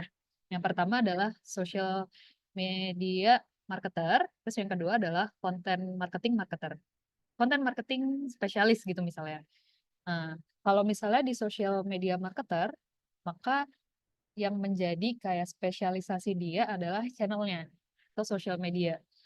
Meskipun nanti output yang nanti dia keluarin akan mungkin mirip-mirip gitu ya sama konten marketer gitu ya. Sedangkan kalau misalnya konten marketing spesialis, maka yang mungkin akan menjadi spesialisasinya dia itu dari segi kontennya. Nah, sebagai contohnya nih, kalau di sosial media marketer gitu ya, maka dia mungkin akan lebih specialize dari segi knowledge maupun skill dia di sosial media nih. Jadi kalau misalnya kita tanyain dari segi A sampai Z gitu ya, tentang jadi kalau misalnya aku mau nanya tentang algoritma Instagram atau algoritma TikTok, kita bandingin dari bulan ini sama bulan lalu, biasanya sosial media marketer itu akan lebih tahu nih kayak dari segi pernak-perniknya per channel sosial media ini tadi gitu. Karena konten yang dia bikin mostly mungkin memang akan lebih banyak dipublish dan diproduce di sosial media gitu. Sedangkan kalau misalnya yang di konten marketer, karena spesialisasi dia lebih banyak di kontennya, maka umumnya sosial media konten marketer itu akan lebih bersifat generalis gitu. Jadi kayak dia punya konten ideas atau campaign ideas, ide campaign atau ide konten yang nanti mau dia sebarin di mana aja. Contohnya tadi kayak di-mention sama Almira nih di email gitu ya. Atau aku kayaknya di bulan ini mau kayak nge-share-nya di email maupun di Instagram gitu ya. Nah, jadi content marketer itu akan memanfaatkan channel-channel yang dipunya nanti untuk kayak share atau publish konten-konten itu di banyak channel. Mungkin dia tahu kayak dari segi best practice-nya kayak oke nih kalau misalnya kita post di jam 10 berdasarkan percobaan-percobaan yang udah dicoba mungkin selama 3 bulan. Oh ternyata jam 10 lebih works nih kayak gitu ya. Kalau di email mungkin desainnya jam 10. Terus kalau misalnya di Instagram orang banyak yang nge-like sama ngebuka di jam 7 malam gitu misal. Nah, maka itu tadi. Jadi dari segi knowledge yang pertama. Terus yang kedua dari segi role-nya dia dan output yang dia hasilkan atau produce itu kalau social media marketer umumnya mungkin Kak Arif juga mungkin tahu kayak contohnya kayak kalau social media mungkin banyak yang diproduksi itu kayak berbentuk reels atau berbentuk thread di Twitter misalnya itu tentang social media. Jadi bagaimana social media marketer itu memanfaatkan social media yang nanti supporting the brand, sedangkan content marketer itu akan lebih broad untuk view-nya. Jadi mungkin nggak hanya di digital atau di social media, tapi juga kayak evaluating misal kalau untuk konten marketing B2B, orang-orang konten marketer udah ngebaca nih, kayaknya sih kalau misalnya HR lead nggak punya banyak waktu nih kalau misalnya untuk main atau untuk berinteraksi lewat em, Instagram misal, karena mungkin dia kalau misalnya nyari info lewat Twitter atau nanti juga bakal ada kayak semacam analisis di mana kayaknya screen time-nya lebih sedikit nih kalau HR team gitu ya. Jadi mereka akan lebih efektif kalau nanti kita reach out lewat event. Jadi kita adain aja kayak semacam event atau kayak apalagi biasanya webinar kayak gitu. Jadi kita kumpulin aja profesional di situ. Jadi ada banyak cara atau yang konten output yang nanti bisa dicoba sama content marketer kayak gitu. Kalau dari segi kayak apakah sama kayak bikin content planning dari segi kayak target audiensnya kayak gitu ya, target audience riset yang gitu-gitu. Itu hampir sama prosesnya Kak Arif. Jadi kayak kita kumpulin dulu, jadi kayak brand kita tuh goalnya apa sih kayak gitu ya. Terus apakah masih awareness, apakah udah mulai sales driven gitu ya. Itu yang ada nanti di plannya, planning deck-nya. Terus nanti kayak mulai tuh kayak kita bikin strategi message-nya gitu sesuai dengan target audiensnya. Jadi kalau misalnya social media marketer tadi sama content marketer sama-sama nanti bikin campaign di digital, maka prosesnya hampir mirip. Kayak gitu ya Kak Arif. Kira-kira menjawab nggak untuk yang pertanyaan pertama? Boleh nanggapin sedikit nggak, Mbak? Ya, sure. Nggak, cuma bukan nanggapin sih, cuman penasaran aja. Berarti untuk konten marketingnya ini apakah hanya secara digital aja buat campaign-nya atau ada yang offline-nya juga ya? Oke. Eh, jadi seperti yang oke. Kalau misalnya tadi sosial media, karena itu sosial media, maka biasanya mostly dia di digital. Maka kayak tadi yang sempat aku mention juga nih, Kak Arif, kayak kalau di content marketer dia lebih broad.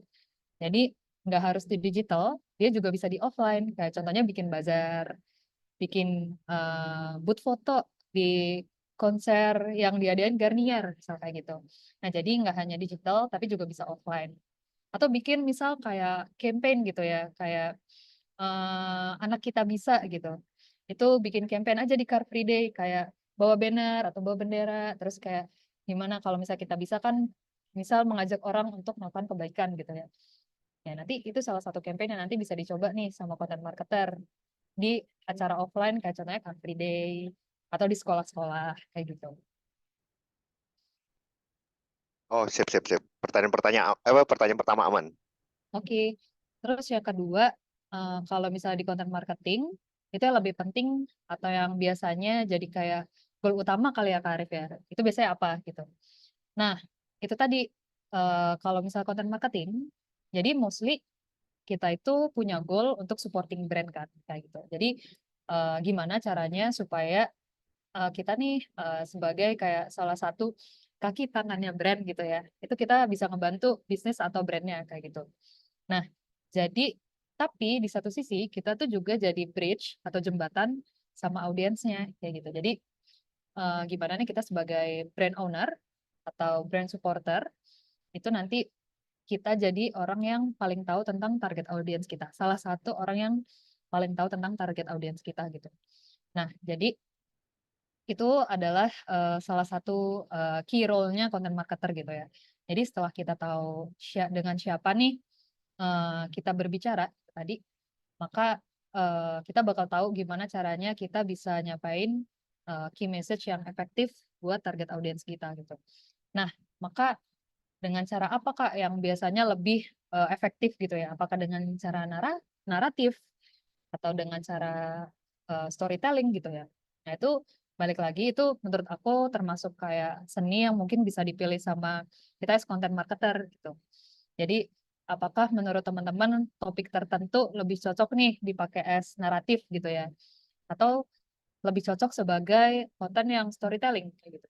Itu juga seni yang mungkin nanti tergantung dari konten marketernya. Jadi menurut aku as content marketer ketika kita bikin konten gak ada yang benar maupun yang salah. Jadi semuanya seni menurut aku ya. Jadi kayak ya udah kayak yang itu tadi yang terpenting adalah bagaimana kita bisa bikin info atau konten yang serelate mungkin sama target audiens kita.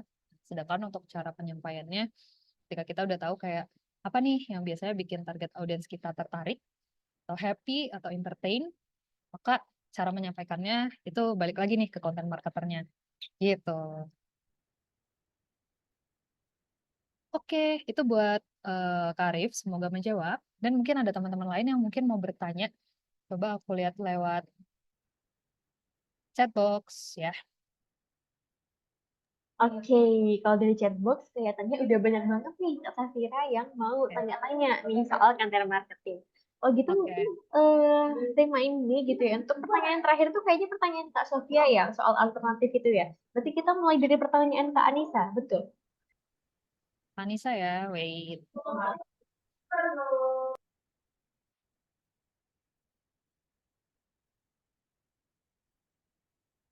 Kak Aisyah atau Kak Anissa? Wait. Oh, Kak Kak Anissa. Anissa, Anissa ya. betulkah? Oke, Anissa ya. Mungkin Kak Nora, aku mungkin boleh dibantu buat bacain pertanyaannya. Boleh banget. Kalau gitu aku bantuin baca pertanyaannya ya Kak Safira.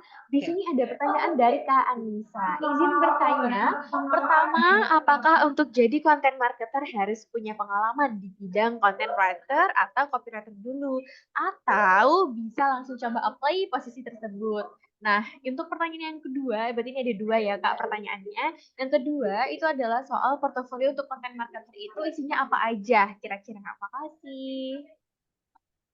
Oke, thank you Kak Nora. Thank you juga buat Anissa buat pertanyaannya. Berarti Kak Anissa tertarik ya menjadi content marketer. Nah, kalau misalnya jadi content marketer, itu apa harus punya pengalaman dulu ya di bidang content writer atau copywriter? Atau bisa aja langsung apply gitu ya. Nah, kalau misalnya jadi content marketer, karena memang salah satu spesialisasi kita itu adalah tentang konten, maka sebenarnya untuk kayak untuk experience nih kayak harus pernah jadi copywriter dulu di salah satu agensi misalnya atau content writer dulu di salah satu company gitu. Sebenarnya nggak harus teman-teman. At least teman-teman mungkin udah paham nih kayak biasanya di konten itu kita tuh biasanya apa sih yang kayak bikin konten kita menarik atau jadi engage gitu ya target audiens kita sama konten kita. Nah, kalau misalnya teman-teman pernah kayak misalnya self influencer misalnya kayak teman-teman bikin aja kayak konten-konten sendiri di kayak Instagram personal teman-teman gitu ya. Terus kontennya ternyata engagementnya tinggi nih kayak gitu. Itu bisa jadi salah satu sign atau tanda kalau sebenarnya mungkin teman-teman juga cocok nih di role content marketer gitu ya. Karena content marketer itu sebenarnya kan untuk kayak skill content writer atau copywriter itu kan hanya skill yang membantu kayak gitu. Jadi kalau it's good thing nih, misal teman-teman tahu soal teknik atau kayak knowledge di content writing atau copywriting, kalau di experience juga berarti poin plus di mana teman-teman udah pernah supporting brand atau kayak produk tertentu untuk dibantu campaign-nya gitu ya. Tapi kalau misalnya teman-teman kayak semacam experience-nya ada di bagian personal channel gitu kayak tadi di Instagram itu it's okay juga bisa dicoba gitu. Terus portofolio content marketer itu isinya apa aja? Jadi kayak yang sempat aku share tadi di bagian career path itu teman-teman bisa macam-macam starter point-nya bisa dari copywriter dulu nih kayak hal-hal yang teman-teman bikin tertarik duluan gitu ya. Nggak harus dari copywriter profesional gitu ya. Terus bisa juga kayak yang tadi, misal teman-teman punya konten personal gitu di channel personal teman-teman gitu. Itu bisa juga kalau misalnya teman-teman ada dasar atau background di skill yang menonjol itu ada di copywriter bisa. Atau content writing juga bisa. Atau dari social media juga bisa. Jadi hal-hal yang mungkin nanti di present atau ditunjukin nanti di portofolionya bisa berupa itu. Jadi kayak bagaimana teman-teman bisa dengan seninya teman-teman nih kayak gitu ya. Itu kayak membantu sebuah brand atau membantu sebuah campaign itu supaya bisa engage nih sama usernya gitu. Kalau misal untuk brand mungkin teman-teman udah tahu kayak misal tadi air fresh water tadi ya itu teman-teman kayak bantu dari segi copywritingnya atau dari segi content writingnya atau social medianya gitu ya. Kalau misalnya yang personal mungkin teman-teman punya kayak semacam pengalaman buat kayak eh, sharing insight gimana teman-teman mungkin kayak tentang mental health gitu ya. Jadi teman-teman mungkin ada yang tertarik sama hal-hal yang berbau mental health, terus teman-teman bikinin aja kayak konten-konten, entah itu kayak blog atau di sosial media gitu, dalam bentuk video atau mungkin carousel gitu ya, atau yang kayak multi ada banyak gambar terus dia tulisan kayak gitu ya, microblog saya nyebutnya kalau di sosial media itu bisa juga kayak jadi salah satu hal yang mungkin bisa di-share di portofolio teman-teman gitu. Terus aku sering juga biasanya dapat pertanyaan, kalau misalnya portofolio itu sebenarnya harus dari campaign yang beneran jalan nggak sih Kak? Atau boleh nggak sih kayak misalnya kita bikin kayak semacam ide campaign, tapi sebenarnya itu masih kayak campaign, istilah campaign pura-pura gitu ya. Itu juga bisa nih teman-teman, kayak misalnya teman-teman mau apply di Gojek gitu ya. Teman-teman udah tahu nih kayak dari segi produknya, terus brandnya, terus target audiensnya siapa aja gitu. Kalau misalnya teman-teman apply di Gojek, bikinin aja kayak contoh campaign atau template campaign atau campaign placeholder gitu. Untuk nanti bisa di tahu nih sama kayak usernya atau sama Gojeknya nanti kayak mereka kebayang gitu kayak nanti teman-teman kalau udah gabung konten marketing seperti apa sih nanti yang bakal jadi salah satu ide dari teman-teman gitu kayak dibikinin aja kayak secara apa ya aku istilahnya mungkin sebutnya kayak palsu nggak apa-apa ya gitu jadi kayak personanya dari analisisnya teman-teman kira-kira siapa sih yang pakai Gojek gitu ya itu tadi terus habis itu kayak dari segi channelnya teman-teman mau distribute atau publish di mana aja gitu. Terus nanti bentuk campaign-nya seperti apa apakah lewat microblog tadi atau lewat blog kalau video itu juga bisa gitu jadi itu jadi biasanya kalau misalnya portofolio dari content marketer itu lebih banyak ke plannya sih teman-teman kayak kalian gimana cara tahu target audiensnya terus kalau misalnya nanti dihubungin sama brandnya biasanya teman-teman dengan cara apa terus di channel apa gitu itu salah satu tipsnya oke Anissa.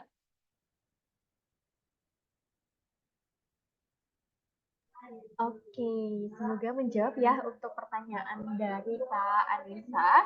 Kalau gitu kita lanjut lagi Kak Safira untuk pertanyaan dari Kak Cecilia Cassandra.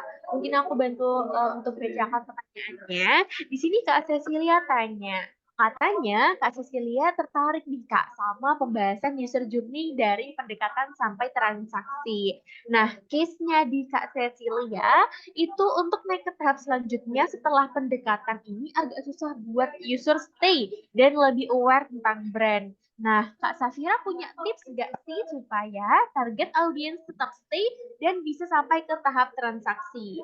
Sama pertanyaan yang kedua, si Kak Cecilia penasaran, soft skill apa aja yang perlu dikembangkan untuk bisa sampai di posisi senior atau lead content marketing. Thank you, Kak. Silakan, Kak Hmm, Safira. Oke, thank you Kak Nora. Thank you juga buat Cecil untuk pertanyaannya. Ini pertanyaan menarik nih. Berarti tentang content funnel ya, gitu. Jadi dari gimana user pertama tahu nama brand kita, terus nanti dia kayak sampai mulai considering, jadi nggak ya beli, sampai nanti ke transaksi. Oke, aku jadi beli, kayak gitu ya. Nah, terus menurut Cecil nih, untuk dari kayak tahap awareness atau tahap kenalan, itu agak susah nih supaya dia kayak user lebih kayak apa ya, curious atau penasaran supaya dia cari tahu gitu ya tentang brand kita tuh apa dan siapa gitu. Ada tips gak ya supaya audiens kita tuh tetap stay sampai ke tahap transaksi kayak gitu. Ini menurut aku pertanyaan jempol.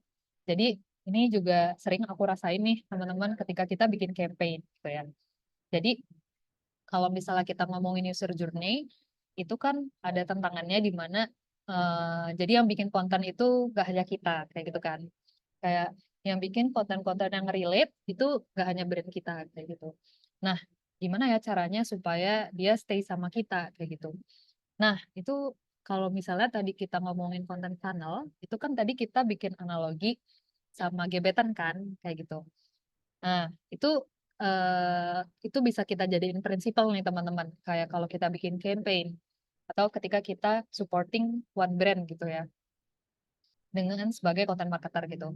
Itu dengan cara di nurture nih teman-teman. Kayak kalau misalnya kita cuman di awal doang, misal kayak ya udah brand awareness aja kayaknya udah cukup. Ntar juga dia consider sendiri atau ntar dia kayak convert sendiri. Itu agak sulit. Atau yang sering aku ketemu itu adalah di mana banyak brand owner itu biasanya expecting di campaign pertama di awareness itu udah expecting untuk langsung convert ke sales gitu ya. Dimana itu agak sulit kayak gitu. Sedangkan kan ada tahapan di mana ini user harus kenal dulu. Terus mereka mulai considering di mana kayak poin plus and minus kalau misalnya antara brand A sama brand B gitu ya. Saya ini nanti ke konversi akhirnya mutusin beli brand A kayak gitu. Nah, caranya tuh dengan tadi di nurture gitu. Jadi coba salah satunya itu adalah dengan cara bikin konten yang konsisten. Maksudnya adalah kita bikin make sure supaya audiens kita itu inget nih sama brand kita. Mungkin kalau misalnya kita bikin campaign di digital channel, misalnya di sosial media gitu di Instagram ya, kita punya jadwal push konten yang konsisten. Misal dalam satu hari kita bikin 3 konten nih. 3 konten, satu konten yang bersifat awareness, satu konten yang bersifat apa tadi consideration, dan satu konten yang promotional atau yang bersifat udah nge-push user untuk konversi gitu. Atau mau lebih dipanjangin lagi, misal kayak dalam seminggu ada konten 3 awareness gitu ya. Terus atau 10 konten awareness gitu.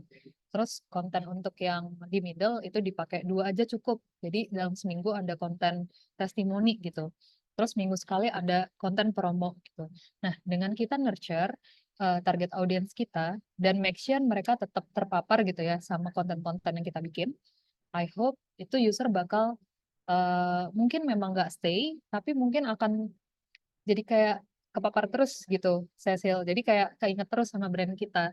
Sehingga nanti suatu hari, misal ketika dia udah lebih ready untuk convert atau beli produk kita, mereka akan kayak, oh ya aku ingat kemarin ada konten ini, dan itu adalah konten yang dibikin oleh produk ini. Nah nanti kayak dia akan di journey-nya ketika dia udah lebih ready untuk convert, dia akan cari tahu tentang produk kita gitu. Jadi memang akan agak sulit nih, Cecil, buat kayak menebak nih user kapan ya ready-nya ya gitu. Maka kita sebagai content marketer itu yang memang harus yang lebih konsisten untuk kayak ngasih konten-konten itu tadi supaya dia ingat dengan brand kita kayak gitu. Jadi kita kasih aja konten yang relatable, yang entertaining. Jadi kita ingat, jadi usernya ingat gitu ya sama konten kita. Jadi ketika suatu hari nih dia butuh, dia udah dapat nih infonya. Oh ya, aku buka nih Instagramnya brand Freshwater itu tadi atau brand apa gelang, jam tangan, yang gitu-gitu ya. Terus akhirnya dia cari tahu, mulai bandingkan. Terus untuk nanti dia convert, karena kita di minggu itu misal ada promo gitu ya. Nah itu nanti yang mungkin juga salah satu push atau yang ngedorong nanti user kita tuh buat beli produk kita. Itu buat pertanyaan pertama ya, Cecil. Semoga menjawab. Terus untuk yang kedua, soft skill apa yang perlu dikembangkan untuk bisa jadi posisi senior atau lead content marketing? Oke, eh, jadi kalau misalnya di posisi senior atau lead content marketing, itu kalau misalnya di posisi lead menurut aku berarti di dalam timnya dia seharusnya berarti ada yang di lead kan kayak gitu. Contohnya misal di lead content marketing, mungkin dia akan punya content writer gitu ya, satu atau dua gitu, atau tiga gitu. Terus di situ juga ada desainer atau editor gitu ya. Nah, menurut aku soft skill yang mungkin nanti akan sangat penting itu dari yang pernah aku kerjain itu ada tiga sih Cecil gitu ya. Yang pertama adalah communication. Nah, jadi akan sangat sayang kalau misalnya brief kita nih udah bagus nih kayak gitu ya. Dari segi idenya, terus eksekusinya kayak bakal cakep nih kalau udah dieksekusi gitu ya. Nah, tapi ternyata sulit nih ketika kita sampein nanti ke content writer kita atau desainer kita gitu ya. Ternyata mungkin briefnya udah clear, tapi mereka mungkin masih kurang nangkep sama brief kita gitu. Makanya kita komunikasiin, jadi kayak line gitu. Jadi itu tadi.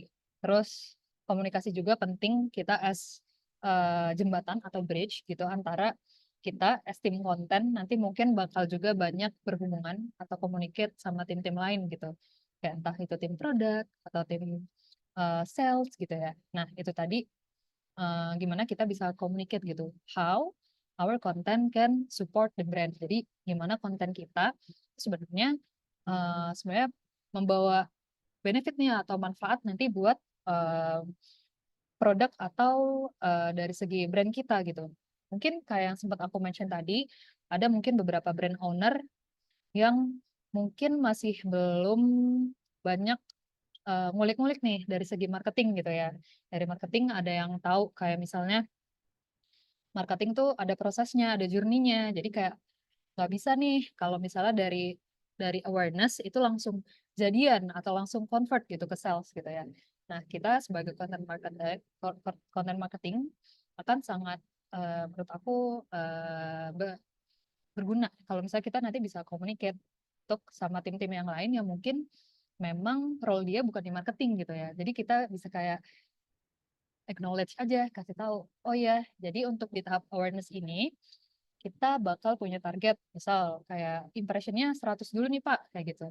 Nanti 100 ini dia bisa berpotensi, misal 20%-nya mungkin nanti dia turun nih ke tahap consideration gitu. Terus nanti misal dari 3%-nya nih, dia bisa ke convert Pak, kayak gitu. Dari 3% convert ini, kira-kira nanti berapa ya, nanti kayak dia mungkin bisa berpotensi untuk beli dan ngasih profit ke kita. Jadi kita tidak akan menjadi tim marketing nih yang biasanya tuh suka dicap nih, dikasih label, kita ngabis-ngabisin budget gitu ya, kayak gitu. Nah, itu adalah salah satunya communicate atau communication itu penting gitu. Terus yang kedua itu adalah soft skill tadi itu adalah tim manajemen gitu teman-teman. Karena tadi kita bawahin atau nge-manage teman-teman yang tadi ada di bawah kita, misal kayak content writing yang supporter kita ya, designer gitu-gitu. Kita manage. Jadi akan sangat penting kalau misalnya kita tahu, jadi career aspiration-nya mereka apa gitu. Terus abis itu mereka tuh minatnya content writer tuh specifically mau di mana? Apakah mau di digital gitu ya? Atau mau aku kayaknya cocoknya di blog deh Kak gitu-gitu. Nah, dengan kita tahu kayak spesialisasinya mereka apa, terus karir aspirationnya apa, maka aku rasa timnya juga akan lebih produktif, terus environment juga lebih nyenengin kayak gitu. Nah, terus yang ketiga itu soft skill-nya itu adalah decision making mungkin ya. Nah, jadi karena kita juga perannya itu sebagai manager buat tim-tim kita tadi, tapi kita juga sebagai stick apa ya kayak bridge gitu untuk tim-tim yang lain itu biasanya akan sering dijadiin kayak rebutan gitu teman-teman. Kayak misal ada demand nih dari tim sales gitu ya. Coba dong produce brosur atau enggak konten dalam seminggu kita targeting kita mau naikin impression misal dalam 20% gitu ya dalam seminggu gitu. Dimana kita tahu nih sebagai content marketer kayaknya agak sulit kalau misalnya kita mau naikin impression 20%. Kalau misalnya ada bla bla bla bla, misal kayak timnya lagi sibuk sama yang ini, timnya sama yang itu. Maka decision making tuh perlu kita latihan kali ya gitu ya. Jadi kayak kita communicate sama tim manajemen tadi gitu. Kayak akhirnya kita bisa mutusin mana nih kayak mungkin ada project yang perlu ditunda dulu atau mungkin kita bisa communicate juga kayak kayaknya itu baru bisa minggu depan ya kayak gitu-gitu. Salah satunya. Atau nanti ada tim yang ngasih ide misalnya Kak ini cocoknya kayaknya kita publish kontennya di Instagram daripada kita lebih banyak main di Twitter gitu ya. Nah, dua content writer kita setelah bikin riset itu, kita bingung kan mau yang mana karena dua-duanya bawa potensi gitu. Nah, kita harus bisa decide nih mana yang kira-kira mau kita ambil, apa mau yang di sosial media, yang di Instagram tadi atau mau di Twitter gitu. Dengan kita juga udah mempertimbangkan kayak potensi advantage-nya atau benefit buat kita apa, sama kira-kira nanti resikonya apa, kayak gitu. Mungkin itu ya Cecil, semoga menjawab. Oke, semoga menjawab pertanyaan Kak Cecil. Kalau begitu kita lanjut lagi Kak Safira, karena masih ada beberapa pertanyaan ya, aku cek Oke. di kolom chat. Kalau gitu kita lanjut lagi ke pertanyaan Kak Sulis. Ini ada Kak Sulis bertanya tentang untuk dapat awareness, apakah konsisten membuat konten itu perlu atau sebenarnya ada hal lain gitu ya di balik konsisten membuat konten. Nah, karena Kak Suri sendiri udah konsisten tapi belum berhasil nih untuk raise awareness-nya. Nah, gimana nih? Ada tips nggak dari Kak Safira? Oke, thank you Sulis buat pertanyaannya. Jadi berarti kayaknya ini udah ada di ini ya, di stage atau di tahap agak galau nih. Katanya konsisten tuh penting gitu ya, tapi kok kayaknya tidak membuahkan hasil gitu ya. Padahal kita udah kayak produce atau bikin konten misal sehari 2 konten, atau seminggu udah bikin 10 konten gitu ya. Tapi kayaknya followers atau kayak engagementnya masih gitu-gitu aja gitu. Nah, jadi menurut aku nih Sulis, konsisten tuh masih harus jadi yang top number one nih. Kayak yang tadi mungkin relate sama pertanyaannya Cecil gitu ya. Jadi kita kan emang harus nurture target audience kita nih, supaya mereka kayak recall, bisa kayak inget nih sama brand kita, oh ada brand ini dulu nih.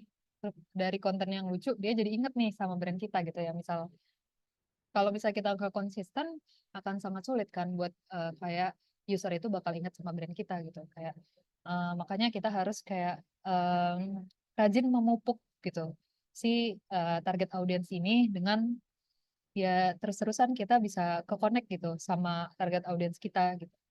Tuh. Nah, maka konsisten itu masih tetap perlu, tapi kalau misalnya memang belum berhasil, maka menurut aku itu ada di tahap evaluasinya nih, Sulis, kayak gitu ya.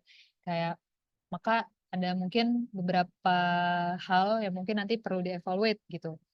Apakah dari schedule-nya, eh, apa memang target audiensnya Sulis mungkin, dan tim Sulis gitu ya, itu lebih banyak buka sosial medianya malam-malam misal. Maka kalau misalnya kita posting di pagi hari mungkin nggak works gitu. Atau mungkin salah milih channelnya gitu. Mereka lebih banyak bacanya di TikTok gitu. Atau lebih banyak bukanya TikTok. Tapi kita lebih banyak bikin kontennya di Facebook kayak gitu. Maka mungkin kita sama tim mungkin bisa bikin eksperimen aja gitu. Dimana kalau kita post nih 2 konten yang sama, di jadwal yang sama gitu. Kita post dua-duanya di mungkin yang pertama Instagram, terus yang kedua Facebook. Terus nanti di akhir minggu atau 2 minggu sekali kita cek dulu nih gimana nih hasilnya. Apakah impressionnya memang lebih bagus atau banyak yang lihat konten kita di Instagram, so, kayak gitu. Atau mungkin dilihat dari konten type-nya atau tipe-tipe kontennya. Banyak konten yang mungkin kayak contohnya kita tahu nih di Instagram kita bakal lebih banyak dapat porsi kalau misalnya kita bikin video reels gitu ya. Nah, berarti kita bikin microblog udah nggak berhasil nih kalau cuma lewat gambar gitu ya. Coba deh dibikin kayak dalam bentuk video itu lebih oke apa enggak kayak gitu. Nah, kalau secara yang tadi organik ya, itu aku nyebutnya organik karena kita tidak mengeluarkan budget atau investing selain research kita sendiri, kayak tulisan kita, gambar kita, editing kita, tapi hasilnya masih sama aja. Coba deh consider buat kasih aja budget gitu ya dikit, misal kayak dalam sehari mungkin 5.000 gitu rupiah buat kita nanti nge-ads in, kita ads in aja kayak konten kita satu apa dua supaya nanti di FB Ads Manager misal kayak ya nanti Facebook itu tadi atau Instagram eh, bakal ngebantu nge-publish atau nyebarin konten kita ke target audience kita yang mungkin mereka sebelumnya nggak tahu nih kalau ada account kita yang punya nih konten menarik, tapi mereka nggak bisa nge-reach kita karena mungkin jangkauannya belum terlalu jauh kayak gitu. Nah itu jadi menurut aku cara yang kedua mungkin bisa membantu tuh pakai ads kayak gitu. Nah itu mungkin bisa dievaluasi. Yang pertama dari segi internal kita, dari kontennya, dari channelnya, bahkan dari visualnya kayak gitu ya. Terus yang kedua mungkin sebenarnya kontennya udah bagus, cuman Dan aku mau bilang ini loh, kalian itu marketingnya kurang. atau mungkin kurang kurang awareness-nya aja, kurang disebarin aja kayak gitu. Gitu ya, Sulis, semoga menjawab. Oke, thank you Kak Sulis untuk pertanyaannya. Semoga bisa diterima ya jawabannya. Kalau gitu kita next, lanjut lagi. Di sini ada pertanyaan dari Kak Aisyah yang surprisingly ada lumayan ya, ada 4 gitu ya pertanyaannya. Tapi karena banyak yang like dan up, kayaknya ini mewakili pertanyaan beberapa orang gitu ya Kak Safira ya. Kalau gitu aku bacain mungkin satu persatu atau mungkin Kak Safira mau dua-dua dulu nih gimana? Oke, gimana kalau satu-satu nih Kak Nora? Biar nanti kita langsung jawab ya. Oke, kalau gitu aku bacain dulu satu-satu pertanyaannya. Yang pertama, Kak Aisyah ingin tanya, apakah ada tools yang mendukung analisis data konten marketing yang free dan recommended? Oke, buat yang kedua, itu tadi analisis pengiriman konten lewat WhatsApp pakai tools apa ya Kak analisisnya? Oke, yang pertama tadi soal tools untuk analisis data konten marketing yang free. Yang kedua, analisis lewat WhatsApp gitu ya, pakai tools apa? Lalu yang ketiga, berarti untuk analisis data konten marketer sendiri ya yang pegang untuk semua channel. Oke, buat yang keempat, mohon tips dan trik untuk membuat portofolio sebagai konten marketer terutama kita yang nggak ada background sama sekali tentang konten marketer. Oke, jadi dua pertanyaannya soal tools, lalu pertanyaan ketiga soal siapa yang handle job desk-nya gitu ya, dan yang keempat soal portofolio. Silakan Kak Safira. Oke, thank you Kak Nora. Thank you juga ya Aisyah buat pertanyaannya. Nah, kita jawab satu-satu ya. Pertama, Kak ada nggak sih tools yang nanti tuh dukung kalau kita nanti udah bikin kontennya, terus nanti kita mau analisis atau evaluasi konten-konten yang udah kita bikin, tapi dia free gitu ya. Nah, itu good question-nya Aisyah. Jadi, itu balik lagi tergantung dari konten yang kita bikin, kayak gitu. Jadi, sebenarnya kalau misalnya yang free, itu sebenarnya tuh ada banyak. Cuman kalau misalnya ada yang berbayar, itu sebenarnya itu dia akan membantu supaya lebih cepat. Gitu aja biasanya Aisyah, kayak gitu. Nah, contohnya kalau misalnya konten yang kita bikin itu dalam bentuk blog gitu ya, atau dalam bentuk artikel di WordPress gitu.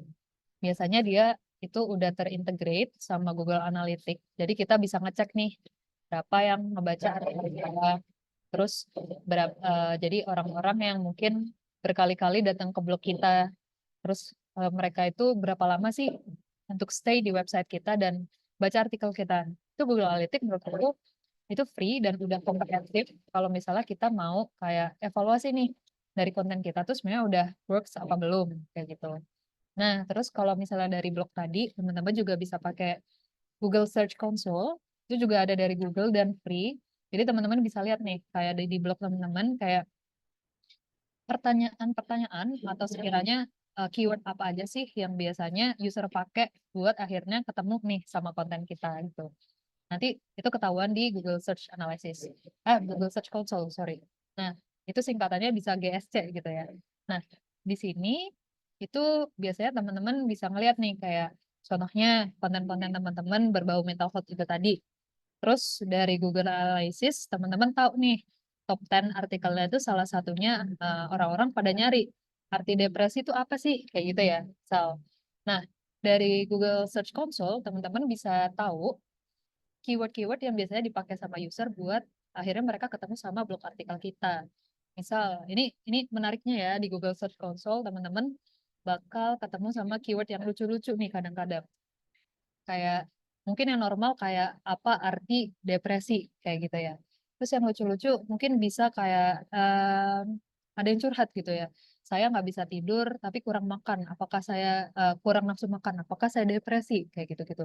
Nah itu misalnya bakal ketemu di Google Search Console yang untuk kemudian insight atau analisis itu bisa kita pakai gitu ya untuk ide konten di konten-konten selanjutnya. Entah itu di sosial media atau nanti teman-teman mau bikin thread Twitter atau bikin campaign offline itu bisa kayak gitu.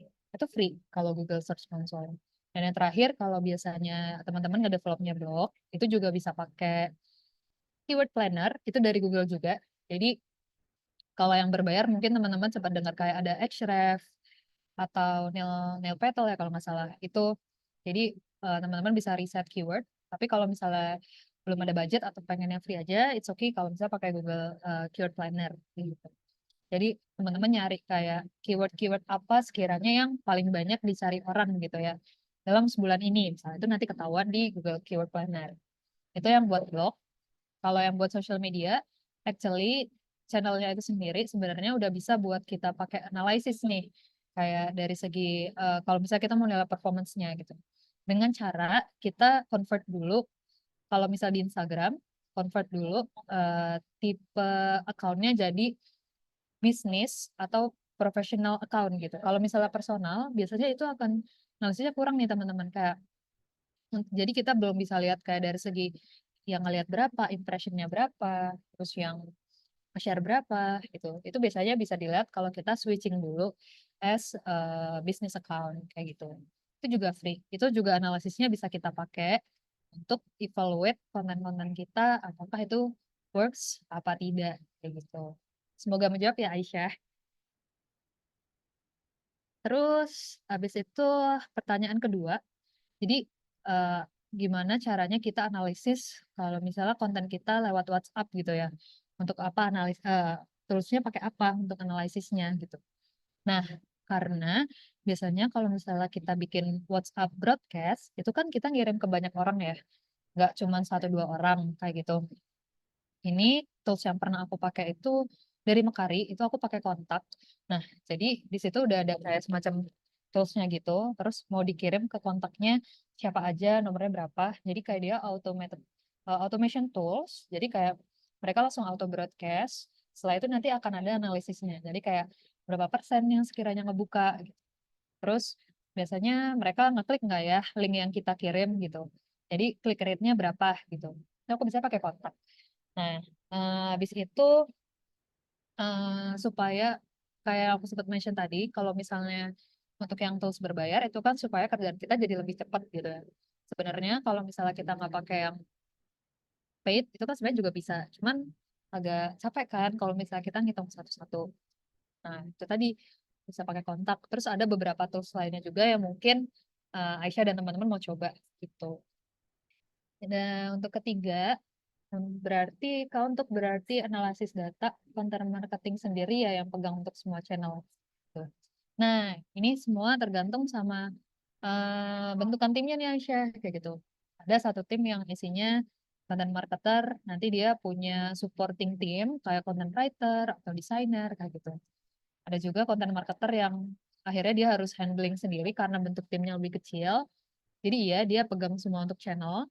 Terus ada juga yang kayak content marketer mungkin untuk supporting tim yang lain kayak tim sales atau um, tim marketing gitu ya. Ya dia sendiri juga yang harus pegang semua channel kayak gitu. Itu jadi tergantung sama bentuk timnya dan bisnis size-nya juga.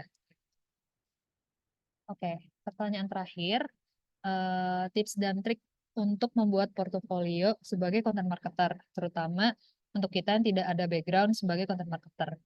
Oke, kayaknya ini sebenarnya udah aku sempat jawab juga untuk pertanyaannya Cecil tadi ya, gitu. Jadi kayak sebenarnya kita nggak apa-apa kok, misal kayak kita nggak ada background, misal kayak di content writing atau di content copywriter untuk sebuah brand gitu, nggak apa-apa.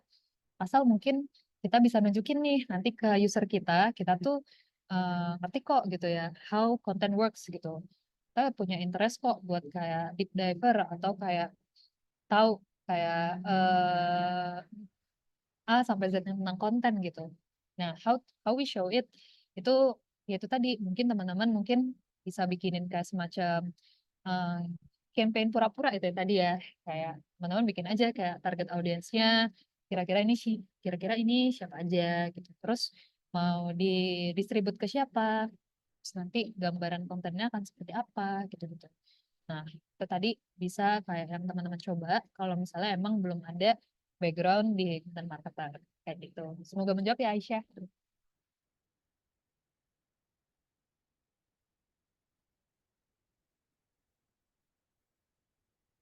Oke, Oke, terus ya. Oke kan Nora. buat yang dari Kak Aisyah udah kesel semua ya Kak ya untuk pertanyaannya. Kalau gitu, ini ada satu penanya yang raise hand. Nah, kalau gitu sebelum kita lanjut lagi ke chat, kita mungkin ke Kak Regina Kencana dulu ya yang lagi raise hand supaya kita langsung discuss. Kalau gitu silakan. Iya, terima kasih Kak Nora. Jadi, saya mau tanya ke Kak Safira. Saya nggak tahu ini udah dijelaskan apa belum karena beberapa bagian kelewatan gara-gara sinyal mungkin. Jadi mau tanya Kak, sebagai konten marketer, berarti kerjaan kita itu dinilai bagus dari apa aja? Karena lingkup kerjaannya kan luas. Jadi, kita itu bisa dilihat kinerja udah bagus oleh klien atau brand itu dari apanya gitu. Terima kasih. Oke, thank you Regina buat pertanyaannya. Nah, jadi pertanyaan itu aku ulang ya. Jadi kayak apa sih kayak indikasi kalau misalnya content marketer ini oke apa enggak gitu ya. eh jadi sebenarnya itu kalau dari aku itu ada dua view nih Regina gitu ya. Yang pertama adalah dari sisi planningnya dulu, terus yang kedua itu dari sisi ketika udah eksekusi. Jadi kayak evaluasinya kayak gimana. Nah, jadi yang pertama itu kalau misalnya dari sisi planningnya dulu gitu. Dia, menurut aku, content marketer yang hoki itu adalah eh, dia yang paling kenal sama target audiensnya. Jadi kalau ditanya, gampang aja kayak, jadi target audiens lo siapa sih? Kayak gitu. Kalau misalnya dia cuma jawab, ya anak muda lah gitu. Nah, menurut aku, it can be a sign tuh, kalau misalnya dia ngerti apa enggak gitu ya sama target audiensnya. Mungkin jadi semakin kita kenal sama target audiens kita aku rasa berarti analisisnya dia mungkin makin bagus gitu ya. Jadi kayak anak muda itu tadi yang sempat aku mention ada banyak, terus tinggalnya di mana, terus tipenya seperti apa, gitu. Itu kayak salah satu indikasi. Itu yang pertama soal target audiensnya. Terus yang kedua itu dari segi evaluasinya itu tadi gitu ya. Jadi mungkin tadi ada sempat teman-teman yang nanya ya kayak kita udah bikin konten kok, tapi kok hasilnya gitu-gitu aja ya. Apa ini salah konten marketernya ya gitu. Nah, itu bisa kita evaluasi juga sebenarnya gitu. Apakah dari segi em, konten kita udah bagus sebenarnya, cuman mungkin visualnya aja nih yang perlu diubah. Mungkin dari segi dia harus lebih yang relatable. eh, jadi dia kalau misalnya kita ikutin algoritma channelnya gitu, ya kayak tadi ya, misal bentuk teks atau visual udah nggak kurang kurang dapet porsi nih dari Instagram misalnya. Jadi harus pindah ke video itu satu. Terus yang kedua, kalau misalnya emang nggak dari visual, apa mungkin emang target audiensnya aja yang perlu dibantu atau di-push sama ads gitu ya. Jadi tambahin aja budget dikit, jadi biar lebih banyak orang yang tahu gitu tentang konten-konten kita gitu. Nah, dari situ bakal dinilai, oh engagementnya bagus kok. And then, berarti konten marketingnya aja, ya konten marketingnya sebenarnya udah doing their best gitu ya. Dan yang ketiga, udah dikasih ads, terus udah dikasih konten juga, tapi salesnya kok masih turun ya, kayak gitu. Nah, itu juga mungkin harus dievaluate gitu ya. Ini nggak bisa dievaluate sendiri sama tim content marketer, tapi mungkin juga harus dievaluate bareng-bareng gitu sama product owner atau marketing timnya juga gitu. Apakah mungkin harga brand kita ketinggian gitu ya, atau mungkin kita salah target audience gitu. Jadi sebenarnya produk kita tuh lebih cocok sama mungkin segmen ABC gitu, tapi kita malah nyasarnya ke CDE. Mungkin bisa dievaluate. Atau sebenarnya kita salah target kota nih gitu. Harusnya produk kita lebih menyasar ke second city misal kayak gitu. Daripada kita compete sama brand-brand lain yang mungkin udah lebih established, udah lebih jalan duluan, udah lebih terkenal duluan, kayak gitu. Jadi kalau misalnya kita mau compete sama mereka, jalannya lebih panjang nih, akan membutuhkan budget yang lebih banyak gitu. Itu nanti akan jadi perlu evaluasi dari teman-teman kayak gitu.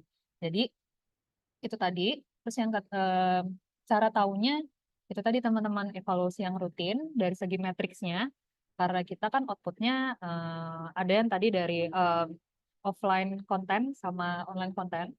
Kalau offline konten, misal kayak dari segi berapa orang yang udah daftar ke event kita misalnya, tuh.